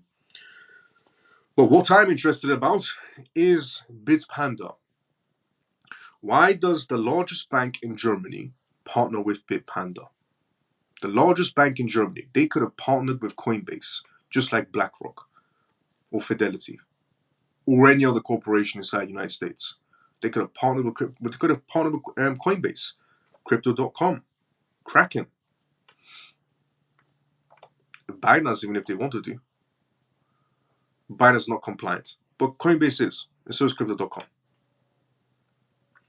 But they partner with Bitpanda, and they're going to be integrating, in their own words, they're going to be integrating digital currency technologies such as blockchain into their banking operations with this partnership now they have with this crypto platform, Bitpanda. Bitpanda's partner, Ripple. Coordinated or coincidence? I'm going to go with coordinated because I don't know, I'm from the corporate sector and I don't know any bank or any corporation that blindly closes their eyes and chooses a platform to partner up with anybody. They do coordinated movements, extremely coordinated movements. We're talking about a bank here, not any bank, the largest bank in Germany. A lot of things are happening inside the corporate sector. A lot of things are positioning themselves for part two. If you don't know what part two is, it's a tweet that I made a while back ago that I retweeted again recently regarding prepare yourself for more banks. And I tweeted this a while ago. Before we had an Ethereum ETF, I tweeted this. I said we're going to get more ETFs. When MicroStrategy, Michael Saylor was saying, Bitcoin is the only ETF. Before him even mentioning these things, before Michael Saylor saying Bitcoin is the only ETF, before him. And while Ethereum was being discussed, is it a security? It's not a security by the SEC. Before all of that, I tweeted that as proof that prepare yourself for more ETFs, prepare yourself for more corporates entering, prepare yourself for more banks entering, more regulations entering, and so on. You can go and check out the tweets that I made. I made that tweet before Michael Saylor's speech, before the SEC suing on Wells notices for Trust Wallet, not Trust Wallet, MetaMask Wallet, and so on, determining if Ethereum is a security or not. Before the FIT21 Act, my tweet was before all of this.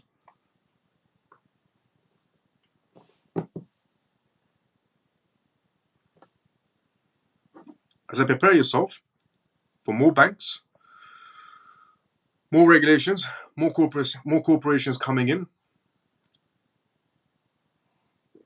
So prepare yourself for part two. Part two is going to be quite interesting. The projects that have legitimate use cases in terms of utility, part two is going to be absolutely beautiful. Now, the MiCA regulations is the next news we're about to go through. But why? For Tether. The MiCA regulations, Tether CEO criticizes bank deposit requirements for stablecoins. So the EU the EU is coming out with strict regulations right now. Some see it as good, some see it as bad.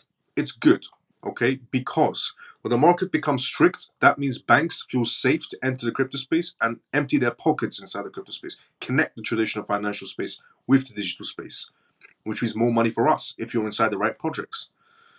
So the EU is coming out with regulations. Now, for their stablecoin regulations, the EU said, we want full transparency. It's a very simple law. And nobody should be backing Tether in any sort of a way in this scenario, because the EU wants full transparency. Any stablecoin that wants to operate in the EU market space needs to show full transparency. It's not asking for much. The EU said, we want to know if our EU citizens are going to be using your stablecoin, that you are transparent with us, that we can see your assets are backing them. There's no depegging issues later on. So you can't hurt our economy.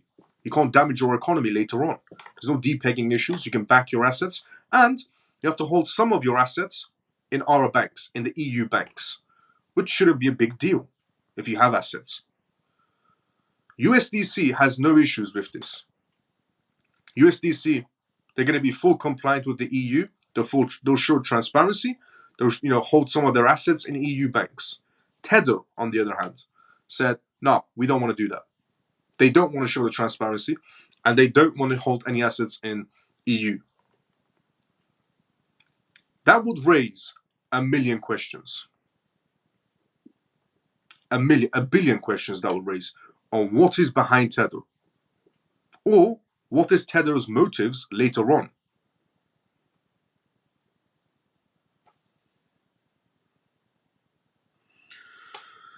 That's the next news we're about to go through. That's the gist of it. Let's go to the comment section first. As I said, I go news, comments, news, comments. But that was the gist of it. We're going to go through it right after I go through the comment section. And again, I'm reading everybody's comments one by one. Let's go to the comments, and then we'll go back to that. Where was I? I was here. It's great for big panda. It's great for big panda, yeah. Maybe they think Coinbase has influence or some power. They don't like who influences them. Could be. But what about crypto.com? Nobody has them. I wish we in the UK had Bank of England who could partner with a good exchange based in the UK. Bank of England already is essentially with Ripple. They've done many testings and many. If you go to the Bank of England website and you type in Ripple in the search bar, you'll see their documents come up. Okay. As they denied Trump's crypto donations, I wonder what pressure they got to do that. That's true as well. But crypto.com is always an option. We have to rely on Coinbase and crypto exchanges on Binance. Miles BTC has just passed over 70,000. Let's go. It's looking good for the rest of the crypto space, especially Tether opening head office in Hong Kong, which it is in that sense, yes. But that's going to be raising questions in this sense now. Okay, so Tether CEO criticizes bank deposit requirements for stablecoins. Tether CEO has criticized the upcoming markets in crypto assets regarding the MiCA regulations for the EU, particularly challenging the rule requiring stablecoin issuers to hold reserves in bank deposits. This criticism comes as the cryptocurrency industry prepares for these regulations to be implemented on June 30th, leading to many platforms like Binance shifting their operations in Europe. OKX already is, essentially delisted USDT for EU markets. Any exchange, any crypto exchange, if they want to operate in the EU market space, they have to delist USDT. OKX already did it. Kraken is en route to do it as well. So is Binance, because USDT doesn't want to become compliant in the EU. This criticism comes as the cryptocurrency industry prepares for these regulations to be implemented on June 30th, leading to many platforms like Binance shifting their operations in Europe as well. Tether CEO's concerns with the MiCA regulations has expressed concerns on how the MiCA provision that requires the reserves of stablecoins to be 60% bank deposits could complicate and make the operations of stablecoins riskier. USDC has no issues with this. He notes that the European Central Banks, which is the regulator of the Euro area banks, only insured bank deposits up to 100,000 euros, which is negligible compared to the market capitalization of stablecoins such as Tether USDT, which stands around $110 billion. So Tether's issue is a major EU bank, or the Bank of EU, might go south and take Tether down with it. Tether is that confident that they are stronger standing than an EU bank, the Bank of EU essentially, which is ludicrous to think about it. Furthermore, his concerns are based on the recent events, including failure of Silicon Valley Bank. That is such a minuscule argument. You're comparing Silicon Valley Bank to the Bank of EU. That's like comparing a Rolls Royce to a bicycle. The Bank of EU, Rolls Royce in this scenario, and the bicycle is Silicon Valley Bank. And Tether is saying, we're afraid the Bank of EU might go south. But you won't go south. The Bank of EU will. An asset that we still don't know till this day was backing it. They're making some minuscule arguments not to essentially go through with this, which demonstrates the vulnerabilities of large uninsured bank deposits, is what they said. In response to this, Tether CEO directs attention to the possibility of the risk it will present to stablecoins like Tether's USDT, mainly supported by US Treasury notes as opposed to bank deposits, by extending their focus to this aspect. According to Tether, in the case of a bank failure, bank deposits are protected by bankruptcy laws, which could essentially determine the stablecoins issuers. However, Tether in particular currently puts their majority of its reserves into short-term US government obligations, which are cash equivalents that can be sold right away. This strategy is useful for the recovery of securities in the event of bank failures and therefore offers higher security. They can do that with the EU banks. There's no issues with that one. Response from Binance and the crypto community. As the deadline approaches for the EU, major cryptocurrency exchanges such as Binance, OKX, and Kraken are set to review their products in the European markets. For instance, Binance has disclosed that it will limit the use of unauthorized stablecoins from June 30th, which is in sync with the MiCA regulations timeframe for Europe. This is in line with the general trend in the crypto space where exchanges are getting ready for new rules, but doing all they can to avoid affecting their European clients. Binance's decision to partially restrict some features rather than completely delist certain coins implies the exchange's flexibility to respond to the changing regulatory environments. In an interview, the Tether CEO also noted that the bank deposits requirements under the MiCA might impact European stablecoin users. As Tether's CEO, this new regime may make stablecoins less available to European users, who are generally more sophisticated and liquid, which is a threat to their stability and reliability. Tether is threatening the EU market space now. Tether thinks they're so high above everybody else. They're saying, don't worry, we're not going to miss. Tether's CEO has actually made a comment, and in a way, he said basically that, don't worry to the EU markets, we're not the ones missing out. The EU citizens are missing out. So Tether thinks he's above the EU markets. The last person that they thought inside the crypto space that they were above the EU markets was CZ. And again, CZ is a great man. He did a lot of things for the crypto space. I still have respect for him till this day. But the last person that thought he was above the EU markets was Binance, was CZ, where the EU, similar situation, very similar situation. The EU said to all exchanges, delist privacy coins. Every exchange said, no problem. CZ came back and said, we'll think about it. And then CZ came back again and said, no, to the EU. The same scenario that's going on with Tether, where Tether is saying, we're not the ones missing out. The EU market is going to miss out on USDT. So they think they're above the EU markets. And then what happened to Binance? $4 billion fine, CZ is in prison, $50 million fine. Yeah. When you try to play your cards above your pay grade, is essentially what happens. Because it's not just about money. A lot of people get too rich too quickly, and they forget that it's not all about money at those levels. It's about who you know at those levels. And Tether's CEO knows the Chinese market space and Hong Kong's market space, but that's about it. Because the US is not in favor of Tether. Ironically, the US was not in favor of Binance either. At the same time, the EU was going back and forth with the CZ. And look what happened there. So therefore, according to him, this is a step backwards for Europe. A step backwards for Europe, as it may negatively impact their availability and security of stablecoins for European investors and users. So this is bad for Europe if they do this. CZ said the same thing. He said, you should let your citizens have freedom of choice. CZ said, people should have a freedom of choice in the EU to buy any coin they want. Same line Tether's CEO is using, that the European citizens should have a choice of what stablecoin they want to use. Very similar scenario going on.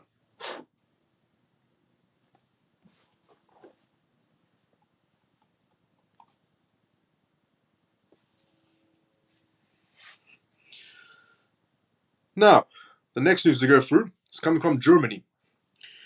Germany is showing openness to the digital euro, according to a new research study. Apparently, Germany is ready for a CBDC.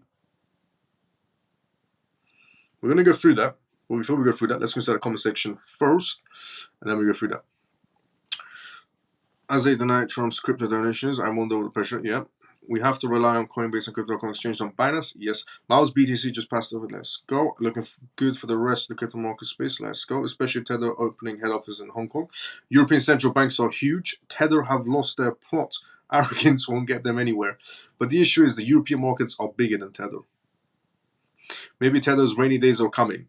That's more like it. Maybe Tether's rainy days are coming. You can call it whatever you want. Even the first time around, I would have stood with CZ as well. When CZ said no, he won't delist privacy coins for EU citizens. CZ said no. People should have a freedom of choice. If they want to buy a privacy coin from Binance as an EU citizen, they should be able to buy it. And I stand with CZ as well. But the reality is, who holds the power? Not CZ. He's in prison. The EU does. Same scenario here. Who holds the power? Tether or the EU markets? Maybe Tether's rainy days are coming. That's more like it. You said Kraken will be delisting USDT. When will this happen? If I have some USDT on Kraken, will I lose them? No.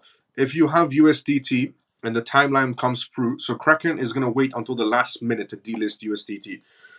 So that's going to be a while. So last minute, this year they have to delist it. By the end of the year, fully they have to delist it. But some exchanges have already delisted it for the EU market spaces. But Kraken is going to wait for the last minute. Binance is going to wait for the last minute. But if they get pressured by the EU, they're going to delist it straight away. But this is the last year USDT is going to be operating in the EU market space. Unless the laws change.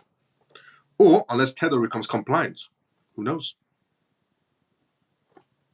Tether actually becomes willingness to show transparency and work with the EU market space and not go against it. Because if they go against it, it's a losing battle. I'm not standing against Tether. No chance in hell. I'm standing with the EU market space. I know who holds the power, and it's not Tether.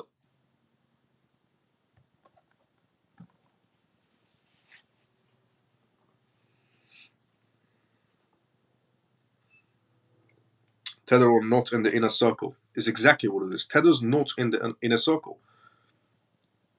A lot of people get too wealthy too quick. And when you reach a certain level, you've got to understand money is not the only option then. You've got to be within that circle. You have to be within the world economic form. Do you know why I say you have to be within the world economic form when you get to that level? Because when CZ went to prison, who replaced CZ as a new CEO? A World Economic Forum member. How ironic that CZ goes to prison, the man that didn't listen to anybody, that thought that was above everybody else, especially EU markets. And then, Binance 4 billion. But who replaced CZ? A World Economic Forum member. Who replaced, essentially, Binance US, a World Economic Forum member. Do you see how when you reach a certain level, it's not just about the money you have, it's about, are you part of the circle? And if you're not, you try to get too brave or say something you're not supposed to, they'll take you down. It's not really difficult for them.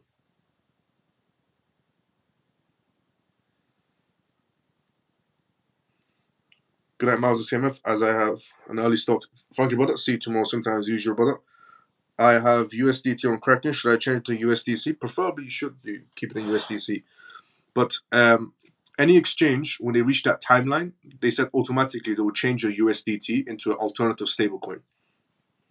But no, Shelly, you're not in the EU. This is only for the EU market spaces. By the way, this is only for the EU market spaces. With Kraken, essentially, Binance, Coinbase, all of these crypto platforms, they're only going to be delisting USDT in the EU market space. Now, if that extends beyond the EU market space, it most likely will. But for now, it's only for the EU market space. Any EU countries, they're not gonna have access to USDT. It's gonna get delisted completely. So Shelly, you're okay. So we won't get any warning if that happened. No. If it does extend beyond the EU markets regarding USDT getting delisted, then the exchanges themselves, Binance, for example, said they would change your stablecoin, your USDT stablecoin, to an alternative stablecoin. So they will change it for you automatically anyways. I would think CZ would be writing a book over the next 4 months. He must have some great stories. Definitely. And I still have so much respect for CZ. He did so many great things for the crypto space. And earlier on in the crypto space, if you were there for the early days, CZ did amazing things. Now, Germany. Germany shows openness to digital euro. Survey reveals. Oh, okay, no problem, thank you. No problem, Shelley. Germany shows openness to digital euro. A survey reveals this now. A recent survey by market research company Forsa, conducted on behalf of the Deutsche Bank, revealed that Germany are open to the idea of a digital euro. Through many lack information about it, the survey involved 2012 participants that revealed mixed levels of awareness and understanding. Up to 50% of the respondents are willing to use the digital euro as an additional payment method. The survey finds, though, this willingness extends even to those who were previously unfamiliar with the concept.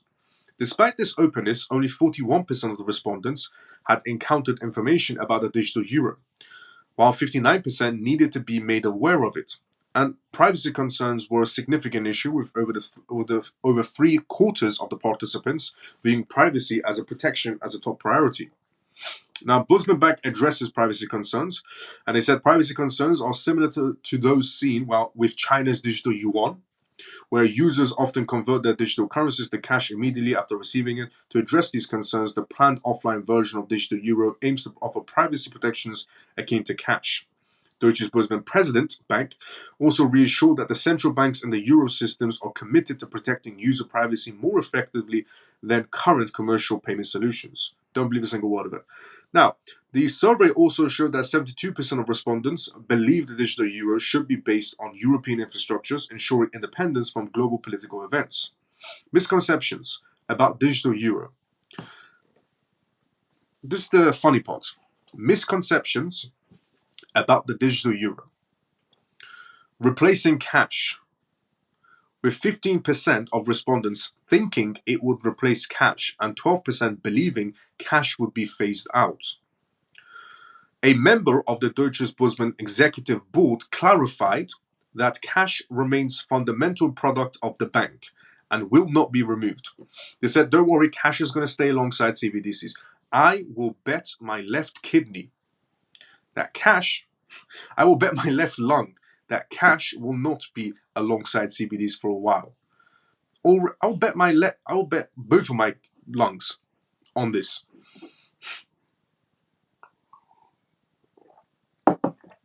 The Bank of International Settlements, head of Bank of International Settlements, the previous guy who's in charge of Bank of International Settlements, he made some comments. He came on live TV in Switzerland and he made some comments. And he said, cash will be phased. This is the head of Bank of International Settlements. He said, cash will be phased out. He said, cash will be fully phased out. So we're going fully digital. We're going to change. And also recently, Bank of Bahrain, the governor of the Bank of Bahrain, headquarters, central bank, came out and said cash will be phased out completely. Not just for them, worldwide. And they said they're going to change the name from digital dollars, digital dinar or digital euros to just euros, dollars and pounds. He said, why are we calling it digital? It's the new currency. And said cash will get phased out. That's just one central bank, you could say. But what about the Bank of International Settlements? His videos are still online. And after the wave of questions he was asked, and he gave genuine answers, he got sacked. And he got replaced. Almost seemed like he gave too much information away. So I will bet both my lungs that cash will get phased out. Not only that, but let's just look at it from a different perspective. Right now, how many banks have closed down? We don't even have CBDCs yet, by the way. We don't even have CBDCs yet. How many banks around you have closed down? We don't even have CBDCs. How many banks around you have closed down? Just think about it. How many cash points have closed down? Just think about it. Every time you try to go to a bank, try to get a large sum of cash, what happens? They need time, extra time, sometimes rejection. When you go to a restaurant, some places, they say sorry, no cash. When you go to a bar, sorry, no cash. When you go to a certain lot of places, they say sorry, no. We don't even have CBDCs yet. So what makes people think that when we have CBDCs, cash is going to be working alongside CBDCs?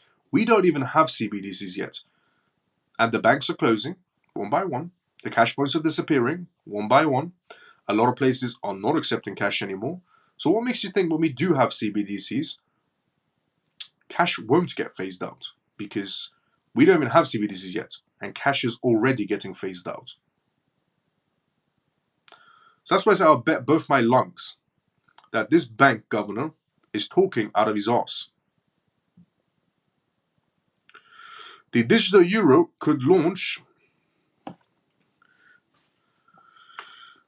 The digital euro project, first introduced by the European Central Bank (ECB) in July 2021, aims to develop a secure electronic payment instrument that complements the current forms of the euro. Following 2 years of research into its design and distribution models, the ECB progressed to the next phase in October 2023.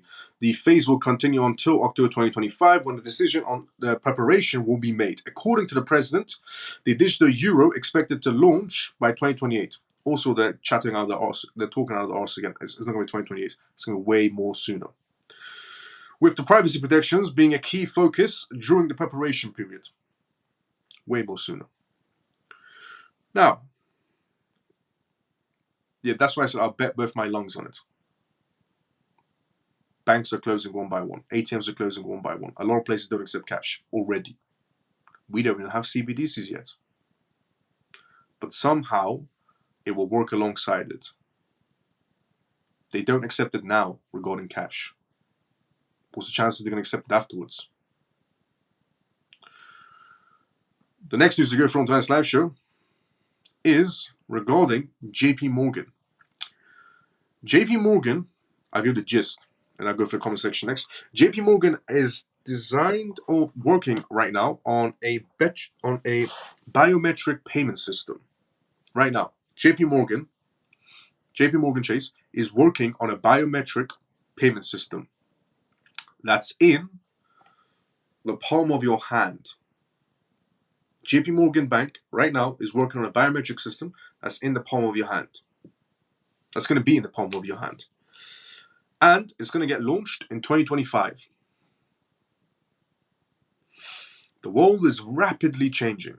But the reason why, the EU and other bank governors and so on, they'll tell you, 2028, 2030. No, they're absolutely talking out of their arse. The reason they're telling you, those deadlines that are way above, way beyond and so on.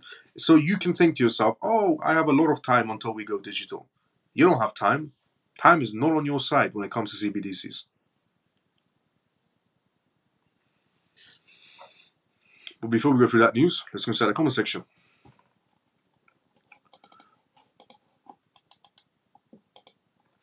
So, we were here. Yeah, there we go. It's already getting phased out. You can't even cash out the banks. Law. That's true as well.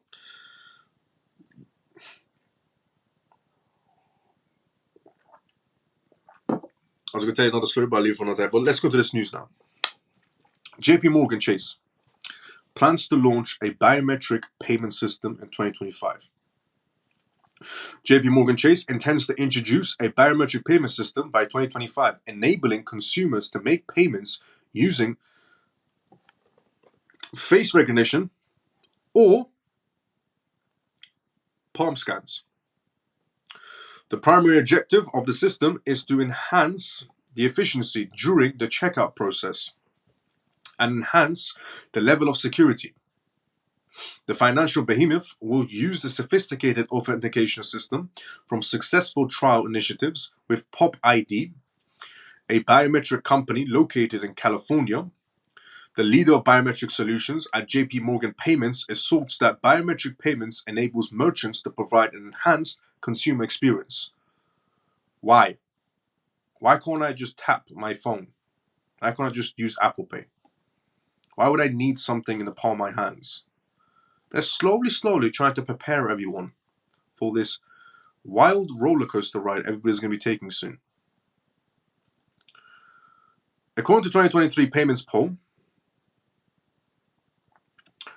there has been an increase in the use of biometric technologies, with 28% of customers using face recognition for online transactions over the last month.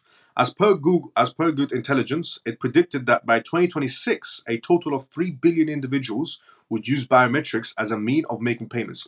By 2026, at least this one, they were honest with the timeline. By 2026, well, actually not really, because 2025 is when JP Morgan launches. But by 2026, 3 billion people will be using biometrics as a means of making a payment. So either scan your face, no more cards, no more Apple Pay, none of that. So either you scan your face or your palm. 3 billion people. These are steps for CBDCs, for a lifestyle of a CBDC, which is basically a virtual prison cell. Furthermore, it is estimated that the worldwide transaction made using biometrics will amount to $5.7 trillion annually. JP Morgan's decision to exemplify a broader pattern of incorporating sophisticated technology into retail options. The use of biometrics may expedite the checkout process, decrease waiting times, and improve overall shopping experience. It's got nothing to do with any of those. They're stating these things so you think your life is easier. Checkout times will be faster. So people go, oh, well, it's not a bad idea. I can go in and out of shops. It would decrease the waiting times. You think to yourself, oh, no more queues. It will make your overall shopping experience great. Only a moron would look at this and go, yes, this is why JP Morgan wants to scan my palm. That's the only reason, because they want me to have a better shopping experience. JP Morgan was able to improve the system via real-world testings, which enabled them to make adjustments before a wider release. By the way, the next news we're going to go through on tonight's live show is BlackRock Spot Bitcoin ETF hits $20 billion in assets under management, which is a ridiculous amount, which is a milestone right now for BlackRock. They are sitting at number 1 for Bitcoin ETFs right now. Grayscale used to be number 1, but now they're number 1. They're genuinely preparing everyone for a CBDC life. By the way, CBDCs, if you don't know, controllable assets, freeze, seize, expiry dates. These are all things that have been discussed in China, world economic forum. Things that happen in traditional finance, but much more quicker on blockchain. Also, they can limit where you can spend your money because it's digital money. So people talk about, people say they're going to be creating digital cities, 15-minute cities and so on. In reality, they can just restrict your payment to your own area. So if you go outside of your area, your payment doesn't work. How do we know this? Thailand. The Thailand Bat Party, when they wanted votes, a Thailand party said, if you vote for us, we give you 10,000 baht. Obviously, there's no such thing as free money. There's a catch. The catch, it's CBDC money. It's got a 6-month expiry date, the 10,000 baht, and they can spend it only 4 kilometers away from their homes, which means if they go beyond 4 kilometers, the money's digital, so the code won't work. So with CBDCs, they don't technically, with CBDCs, let's say if they do another pandemic, and you have a CBDC money, they can just restrict you to your own home. Because if you try to go outside your house, you can't buy anything. You can't afford nothing because your money doesn't work. Or they can restrict you to your own area. And they'll tell you because it's climate change. They'll say stay within your own area and your money only works within your own area because of climate change. If anybody believes in that. They told our parents that their kids won't have a future because the planet is heating up. They told my grandparents that their kids won't have a future because the planet is heating up. They told my grandparents that their kids won't have a future because the planet is heating up. Fast forward so many generations, I'm here and the planet actually feels still cold. The UK has terrible weather. I was being sarcastic, but it's a reality. Because the people that are telling you, bicycle everywhere or walk everywhere are the same people that take private jets to a World Economic Forum meeting and then a helicopter ride, and then they get into their V500, V12s and V8s, Mercedes, S500s, let's say. They go to the meeting, they tell everybody to ride bicycles everywhere and eat vegetables and plant-based food, and they get back into their V8s and S500s, back into their helicopters, back into their private jets. If they care about saving the planet so much, why not do a Zoom call? If you care about saving the planet so much, why not do a Zoom call? What's with the private jet, then the helicopter, right? Then the S500 to the meeting, S500 helicopter to the airport, and then the private jet. They tell everybody to walk everywhere because the planet is heating up. Do a Zoom call. You made everybody in COVID do a Zoom call. Why don't you do a Zoom call?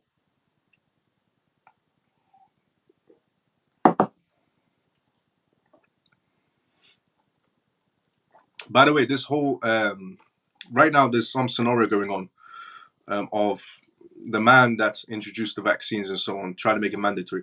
They're keeping everybody busy.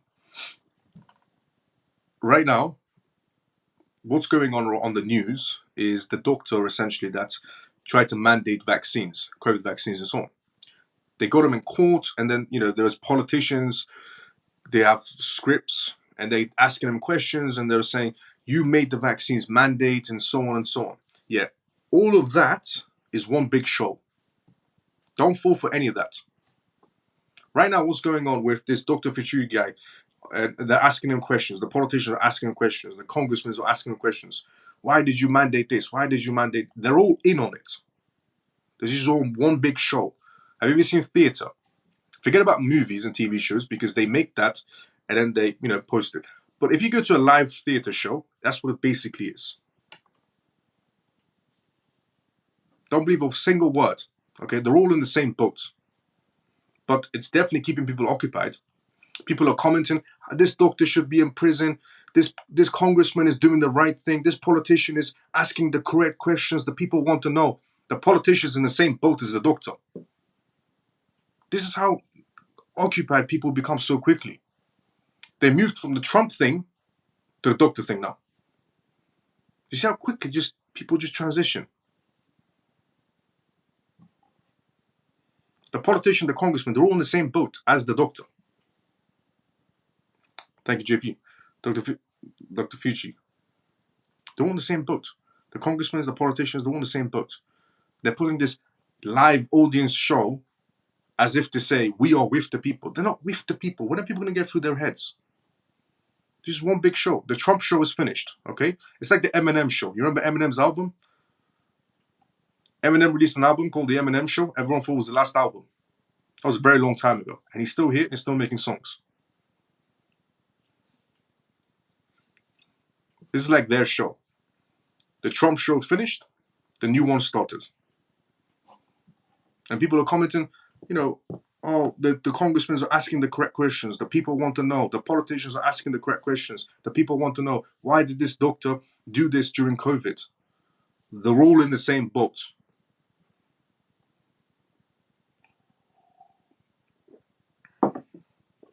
But people became so busy so quickly. It was too funny.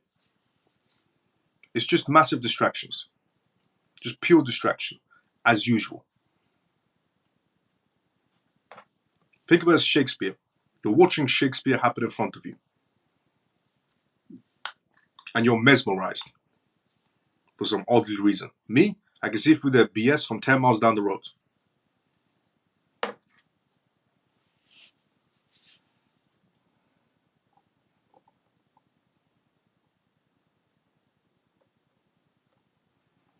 They're just occupying you.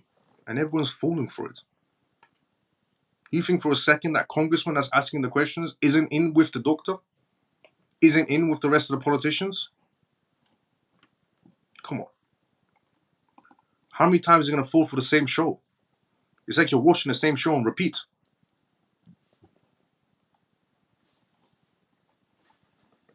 You watch a movie once and you go, oh, okay. You watch the second time, you might miss a few things the first time you watch that movie. The third time, if you watch the same movie, or the fourth time, the fifth time, the sixth time, the 10th time, you should know every line by line. You should know every trick by trick.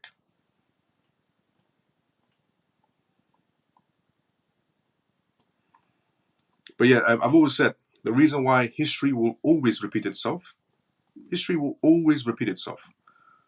people are forgetful. And while people are forgetful, it's easy to repeat history. Just add different variants to it. Just repeat history again. Just add some different variants to it. Make it small changes to it, but repeat the same thing again. And everybody will fall for it, which they have. If you go to the comment sections of that doctor video with congressmen and politicians asking questions, it should tell you how easily people become occupied when you look at the comment section, where people are commenting and they're with the politicians and they're going, yes, this doctor should be put in prison. This politician is asking the correct questions. He's part of the people.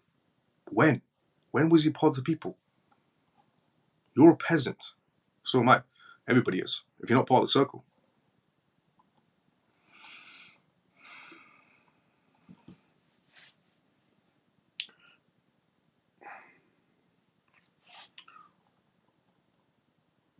Let me go inside the comment section because I read everyone's comments one by one. Let's see where we were. I was here. Yeah. They are trying to get this passed here. Businesses in Australia could face fines up to $25,000 if they refuse cash payments under new legislation introduced to federal parliament on Monday. Control. Exactly. Is what it is. New World Order. Apologies about that. New World Order, basically. For biometric news, that was for. Basically, it is. BS JP Morgan tapping credit and debit card takes 3 seconds, which it does. You don't need a biometric system to scan your palm for quick shopping experience. My Apple Pay exactly is 3 seconds. I tap my phone and I'm out. Why do I need to put a chip in my hand? What shopping experience? How's it gonna make it faster? What JP Morgan's trying to introduce, but they'll introduce it as as a convenient way. They'll always introduce something to you. Anything that's bad for you, they'll always introduce it to you as it's a convenient way. Anything involving CBDCs, believe me, every advert I've seen for CBDCs, it's a convenient way for you. It's faster, it's cheaper, CBDCs and so on. But they're always trying to give you in this sense, it's a faster shopping experience. Russia wants to introduce the Russian ruble, the CBDC Russian ruble. They said it's gonna work alongside cash, and then they said no, we're just gonna make the Russian transport CBDCs. And they said people will have faster experiences. You will get cheaper discounts if you use CBDCs. It's more convenient for you if you use the Russian ruble CBDC when it comes out for public transportation. It's more convenient. That's how they'll sell it to you. Most people will eat that up. Most people will go, yes, put a chip in my hand, no problem. The intelligent people will go, hang on a minute, this doesn't sound right.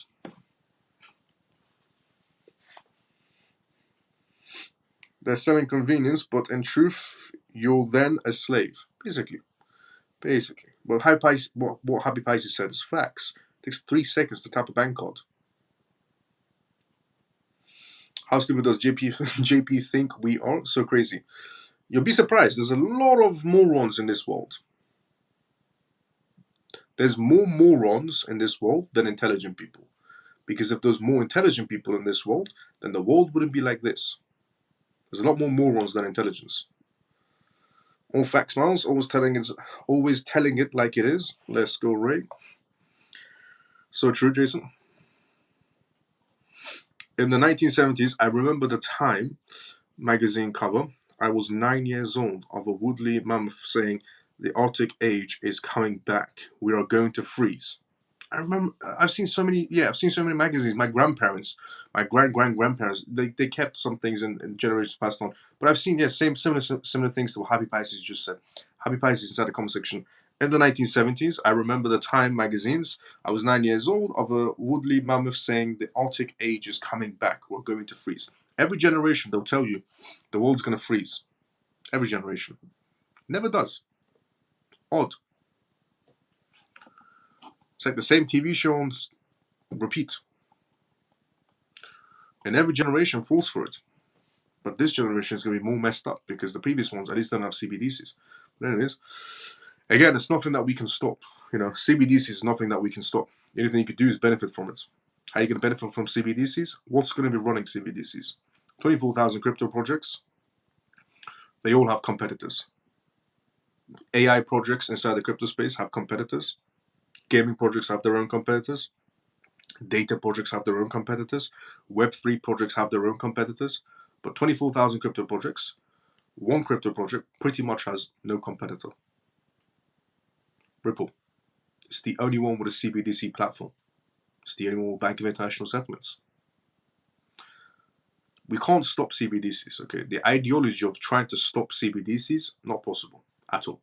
I'm sorry, there's too many morons in this world and not enough intelligent people. So CBDCs are coming either way. The palm scan thing is coming either way. I'm not saying I'm going to do it. I'll just stick to Apple Pay for the time being until I can and just go with face recognition instead of palm scans. But CBDCs are coming either way. Nobody's going to stop it. Not hope in hell anybody's going to stop CBDCs. If you protest about it, if you scream and shout about it, there's no hope. It's going to happen either way. So, old saying, if you can't beat them, join them. I might as well go for the backbone of this entire venture. The backbone is Ripple. 24,000 crypto projects. Only one of them is doing CBDCs. Put 2 and 2 together and you get your answer. And only one of them is with the Bank of International Settlements on a PDF document titled Cross-Border Payments. Could be more obvious than that. On that document, SWIFT. On that document, Ripple. Is Ripple going to use XRP? Yes. 4 days ago, Ripple posted on their own website a Q&A of how they're exactly going to use XRP. It's crazy watching the whole show play out. Unfortunately, a lot of individuals believe the show is, which is true, yes. The noise to distract the world of what's happening, pretty much. Or 1948 becoming more and more real day by day. And yeah, it's crazy watching the whole show play out. Unfortunately, a lot of individuals believe the show is real. Yeah, but the whole doctor scenario, too many people right now believe it's real. Honestly, how quickly they shifted people from the Trump news to the doctor news, to the COVID news now. Look how quickly they shifted everybody's mindset from Trump news to the doctor news, to the COVID news now. Sometimes the way this world works, if you just sit back and realize for a second, it's funny. It makes you laugh of how stupid their manipulations are. But how people fall for it is the part that makes you laugh. Totally agree with you 100% about the COVID doctor. With the financial world, yep. Many foreigners are leaving Thailand to go Vietnam and come to many new laws and new taxes. Maybe a plan if US doesn't, like CBDC, JP Morgans and governments do biometrics to control purchases along with digital cash. They're lining up essentially for it. Chip in your hand sounds like just another way to tracking you, which is basically what it is. Facts. XRP, XRP, XRP, XRP, baby. Let's go, Shelly. But yeah, honestly, if I can't, I can't go against CBDCs. It's not possible. Anybody that tries to go against CBDCs will end up in CBDCs. I'll bet my lungs again on it. I'll bet both my lungs on it. If you try to go against CBDCs, you will end up on CBDCs. So what can you do? One option left. The old saying, if you can't beat them, join them. I rather benefit from it because I can see it coming. So why not benefit from it? Because I can't stop it. And there's not enough intelligent people in this world. Too many morons. As I said, how you can tell? Look how the world is. If we had more intelligent people, do you think it'd be like this? No, because we have too many morons in this world. That's why the world is like this. So I can't stop it. You can't stop it. It's going to come either way. We're going to CBDCs. Might as well benefit from it by going for the backbone. 24,000 crypto projects. Only one doing CBDCs. The rest are doing gamings, tokenization, Web3, AI. They all have their own competitors. But Ripple doesn't have a competitor in CBDCs. They actually have a CBDC platform, worked alongside banks, and are a partner of the Bank of International Settlements on a document that titled Cross-Border Payments. Ironically, on that document from the Bank of International Settlements, titled Cross-Border Payments, SWIFT, Ripple, there's no other blockchain company, not even Chainlink, that's a partner of SWIFT. It's not on there. I wonder why. Because Ripple has no competitors in its own field. If I compare Ripple to a gaming project, obviously Ripple is going to lose. The gaming project is better. If I compare Ripple to an AI crypto project, the AI crypto project is better in its own field. But nobody, and I mean nobody, can compare themselves to Ripple, any crypto project. They can't compare themselves to Ripple when it comes to the banking sector or in terms of CBDCs. There's no chance. No chance in hell. If we're trying to compete for AI, Ripple's not going to win this race. If we're going to compare it for Web3, then they have some chance, but no. If we're going to compare it for gaming, Ripple's not going to win this race. But if we compare for CBDCs in the banking sector, no one can compete with Ripple. Not a single project. Let's just be honest. What is the biggest sector?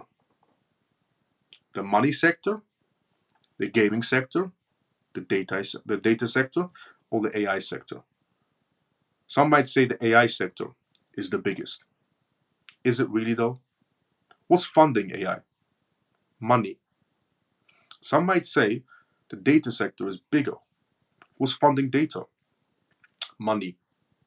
Some might say the gaming sector is bigger. What's funding the gaming projects? Money. What's happening to money? It's going digital. So what's the biggest sector? Finance, if you're still wondering. The money sector is the biggest department inside the entire crypto sector.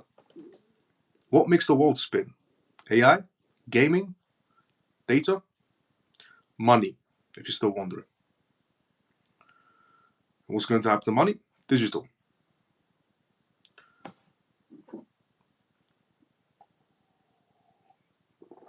Can anyone compete with Ripple on CBDCs? No. Not a chance in hell. When it comes to CBDCs, the banking sector, it's number one. There's no competition. Because they already have a platform. It's already being used by some countries. And some banks. SBI Holdings actually admitted to using XRP. And also, $50 billion in transactions have been processed already through XRP. How do I know this? Fox Business. Okay, so Fox Business today had Brad, not today, well, yesterday right now, but Fox Business had Brad on their show. The video's on everywhere. If you go to Fox's own page, you can see it. About 5 minutes in, it's an 8-minute video. About 5 minutes in, so Fox Business, just like Bloomberg, has the data charts on the side and some news at the bottom, and then the interviews going on here.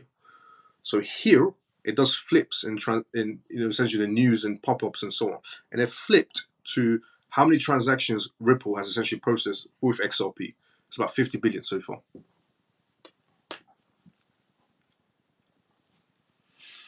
In terms of also everybody else using XRP. Now, obviously, that wasn't at the same time, it was spread out, but so far. It was 5 billion or 50 billion, but it was on the video. Be prepared that rich celebrities start promoting JP Morgan handshake project. Yes, definitely be prepared for celebrities, essentially promoting the Palm scam. Now, BlackRock. Also, if you watch that Fox Business News with Brad that was on it yesterday, Mike Novoscott was on Bloomberg yesterday as well. Watch that one too. The Bloomberg one with Mike Novoscott, but also definitely watch the Fox News one with Brad. And it doesn't matter if you hate Ripple or like Ripple, okay? This ideology of mixing your feelings with the market space is what's going to be the downfall of your entire self and your family, okay? Don't mix emotions with the market space. I always tell people say, oh, I don't want to look into this project because I don't like Ripple, I don't like this, or I don't like that. Stop bringing your emotions, okay? If you want to bring your emotions, go speak to a therapist. Okay, when you're inside the market space, zero emotions. And news is news. If it's a legitimate project, you listen to the news. Forget about your emotions. You want to talk about your emotions, go talk to your family members or friends, or get a therapist. When it comes to the market space, leave your emotions behind you. News comes out about Ripple, if you hate it or love it. Watch the news. Read the news. News comes out about any sort of legitimate project. Ethereum, Bitcoin, XRP, XLM, XDC, Solana, Cardano, and so on. AVAX, Chainlink. Read the news. Even if you don't like the project, read it. Knowledge is powerful for you. But if you go to yourself, oh, I don't like this crypto project, I don't care about the news,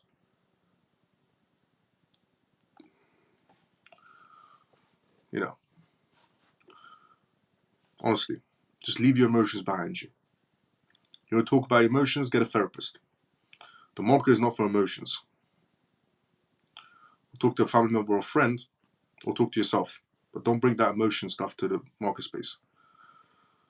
BlackRock. BlackRock spot Bitcoin ETF is next news. Hits $20 billion in assets under management. Impact on BTC price. BlackRock, an American multinational investment company, through its spot Bitcoin ETF product, has broken a major record of any exchange traded fund in the US market. According to the market records shared by ETF store president Nate, the iShares Bitcoin Trust, IBIT, has now surpassed $20 billion in total assets. BlackRock's leading spot Bitcoin ETF market. From the inception date, BlackRock has maintained the lead as the most spot Bitcoin ETF issuer, top number one ranking. From ranking as the first to hit $1 billion in trading volume post-launch to breaching $5 billion and $10 billion milestones, BlackRock has now set a new pace with the $20 billion milestone breach. According to Nate, the investment giant's record is the fastest of any related product to hit the milestone. This asset trading on Nasdaq attained this at exactly 144 days.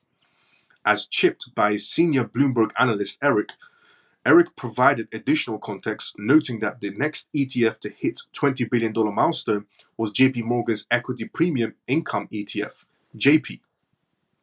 He noted that JP achieved, just to put in perspective, JP Morgan's ETF was supposed to be, the next ETF to hit milestones. It took JP Morgan's ETF, JP Morgan's JEPI ETF, 985 days. It took JP Morgan's ETF 985 days. It took BlackRock 144 days.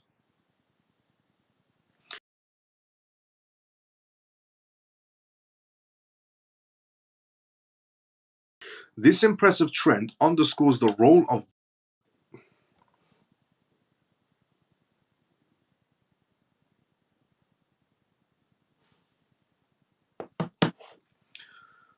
the platform cut out for a second. Can everybody see me? For a thumbs up.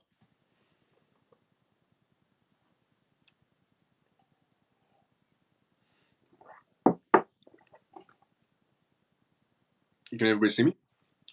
Sometimes the platform, because it's sending to X and YouTube at the same time.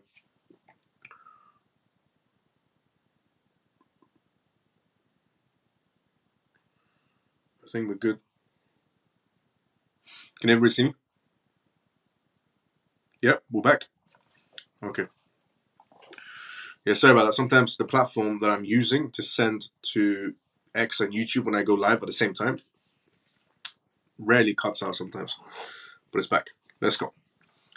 So, this impressive trend, as I was saying, underscores the role of Bitcoin's massive hype that surrounds the digital currency. Prior to its launch, many considered Bitcoin as an asset with diversified utility.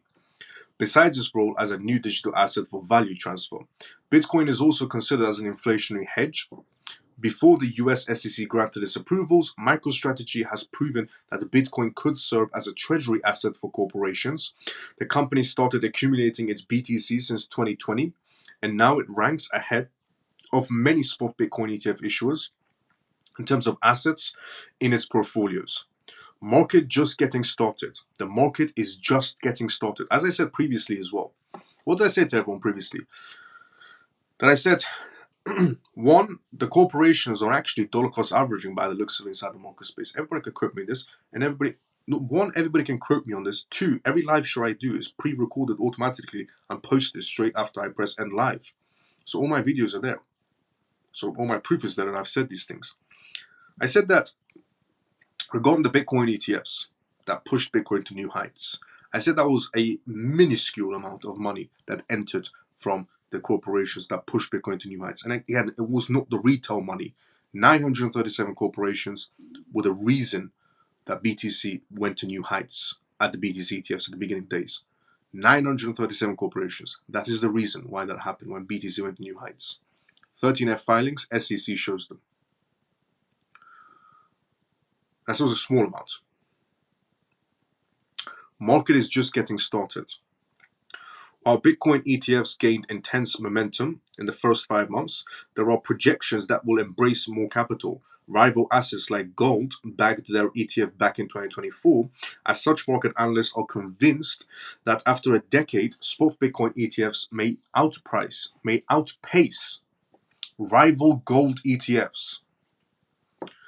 For context, gold is the largest asset in the world with a market capitalization of 15.789 trillion.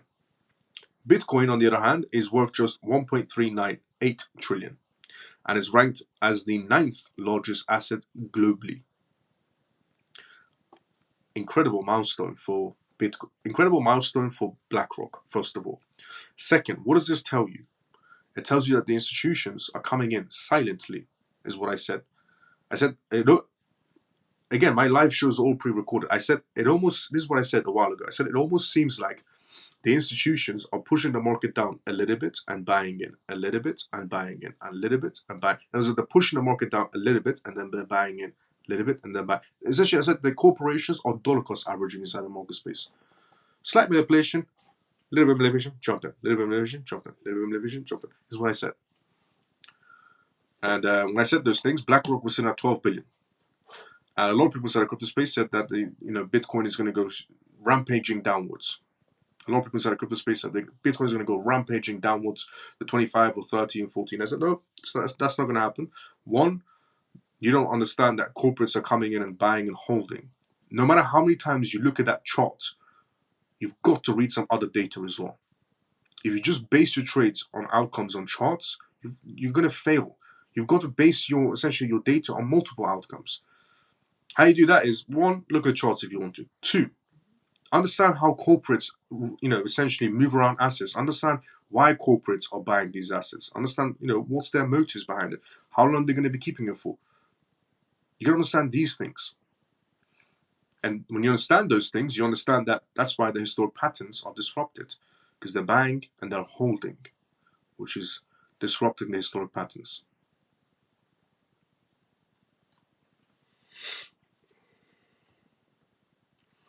So, be prepared that the rich, you are my therapist.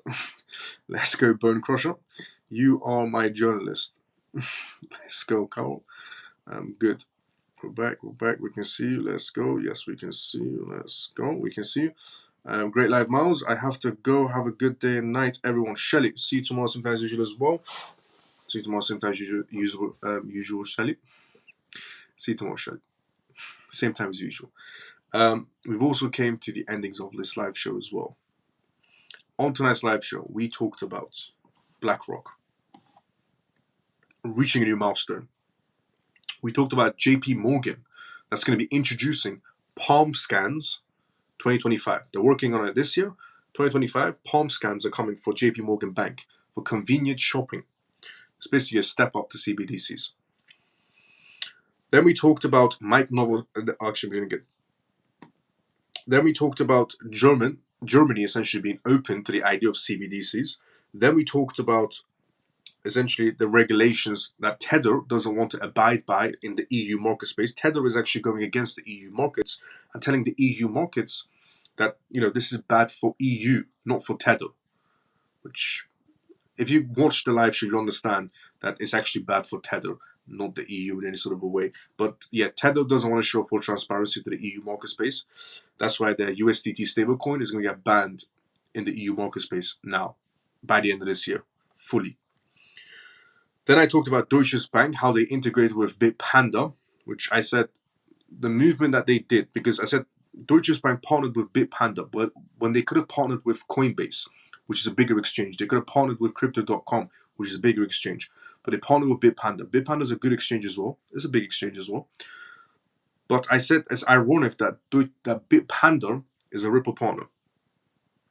They move around XRP. And those banks in Austria and Germany have said they're going to be integrating with Bitpanda into the blockchain sector. I said the largest bank in Germany could have partnered with Coinbase because they're compliant as well. They could have partnered with Crypto.com. They could have partnered with Kraken, but they partnered with Bitpanda. I said banks only do coordinated movements. Corporations only do coordinated movements. Then we talked about Kraken, how they're losing their space and a lot of assets are being essentially brought and taken out of it. Then we talked about essentially on tonight's live show regarding the EU elections coming up. We talked about also Fidelity. But we didn't get to talk about Fidelity. We'll leave that for tomorrow. Then we also talked about the CBDC scenario from Swift's perspective. Swift actually came out and said there's more players in town. Swift, the global payment system, the global messaging system, that kept on going, me, is now saying there's more players in town. Guess who the other player is alongside Swift? Then we talked about SwissBorg, getting a green light regarding the FC inside United Kingdom. Then we talked about essentially a Japanese blockchain project that's burning their tokens. Then we talked about FTX paying their $200 million fee off and then essentially refunding everybody in fiat, which is going to cause a bullish scene because they will jump back inside the market space and start purchasing. Then we talked about Thailand greenlighting Bitcoin ETFs. So we talked about quite a lot of things on tonight's live show. Obviously, that was the gist. In detail, we talked about a lot of things and we answered a lot of Q&As as well. And if you enjoyed this live show, drop a follow, drop a like, and tune into it every single night. You can tune into this live show starting 11:25 p.m. onwards, UK time, on X if you're watching this on X, or on YouTube if you're watching this on YouTube. Subscribe, drop a like, drop a comment. Also, we have a Telegram group as well. It's called the CMF Telegram group. It's completely free. Anybody's more than welcome to join it. Everything I do is completely free source. This is episode, by the way, 77. 77 days back to back. I've done these live shows. I'm going to continue doing them back to back. Every single night you can tune into this live show. We talk about recent news that's happening around the world in terms of cryptocurrencies, in terms of AI, in terms of regulations, in terms of politics, in terms of CBDCs. And we do Q&As every single night. And I read everybody's comments one by one. It's called the CMF Live Show, and it stands for Crypto Mouse Family. And we have our own Telegram group. The Telegram link is in my YouTube if you're watching this on YouTube, or on X if you're watching this on X. And anybody's more than welcome to join it. So, Shelly, see you tomorrow sometime as usual. Thank you for doing these lives. I never miss them. Let's go vibe. See you tomorrow sometime as usual. Good night, Miles and all CMF. Thank you for the great news. Let's go, JP. See you tomorrow about the same time as usual. Scott, good night. See you tomorrow same time as usual. Please share this video. Yes, definitely. Thank you, Miles. Appreciate your time and knowledge. XLP then, thank you so much for the kind words. It's good to see you as well. See you tomorrow sometime as usual. Good night, everyone. Thanks, Miles. See you tomorrow. Orphan, see you tomorrow sometime as usual as well. Good night, Miles and CMF. See you tomorrow. Take care. Mike, see you tomorrow same time as usual as well, Mike. Take care, Miles and family. Ray, see you tomorrow same time as usual. Miles, thanks, Miles. Good night, and it's time to turn off my CMF TV.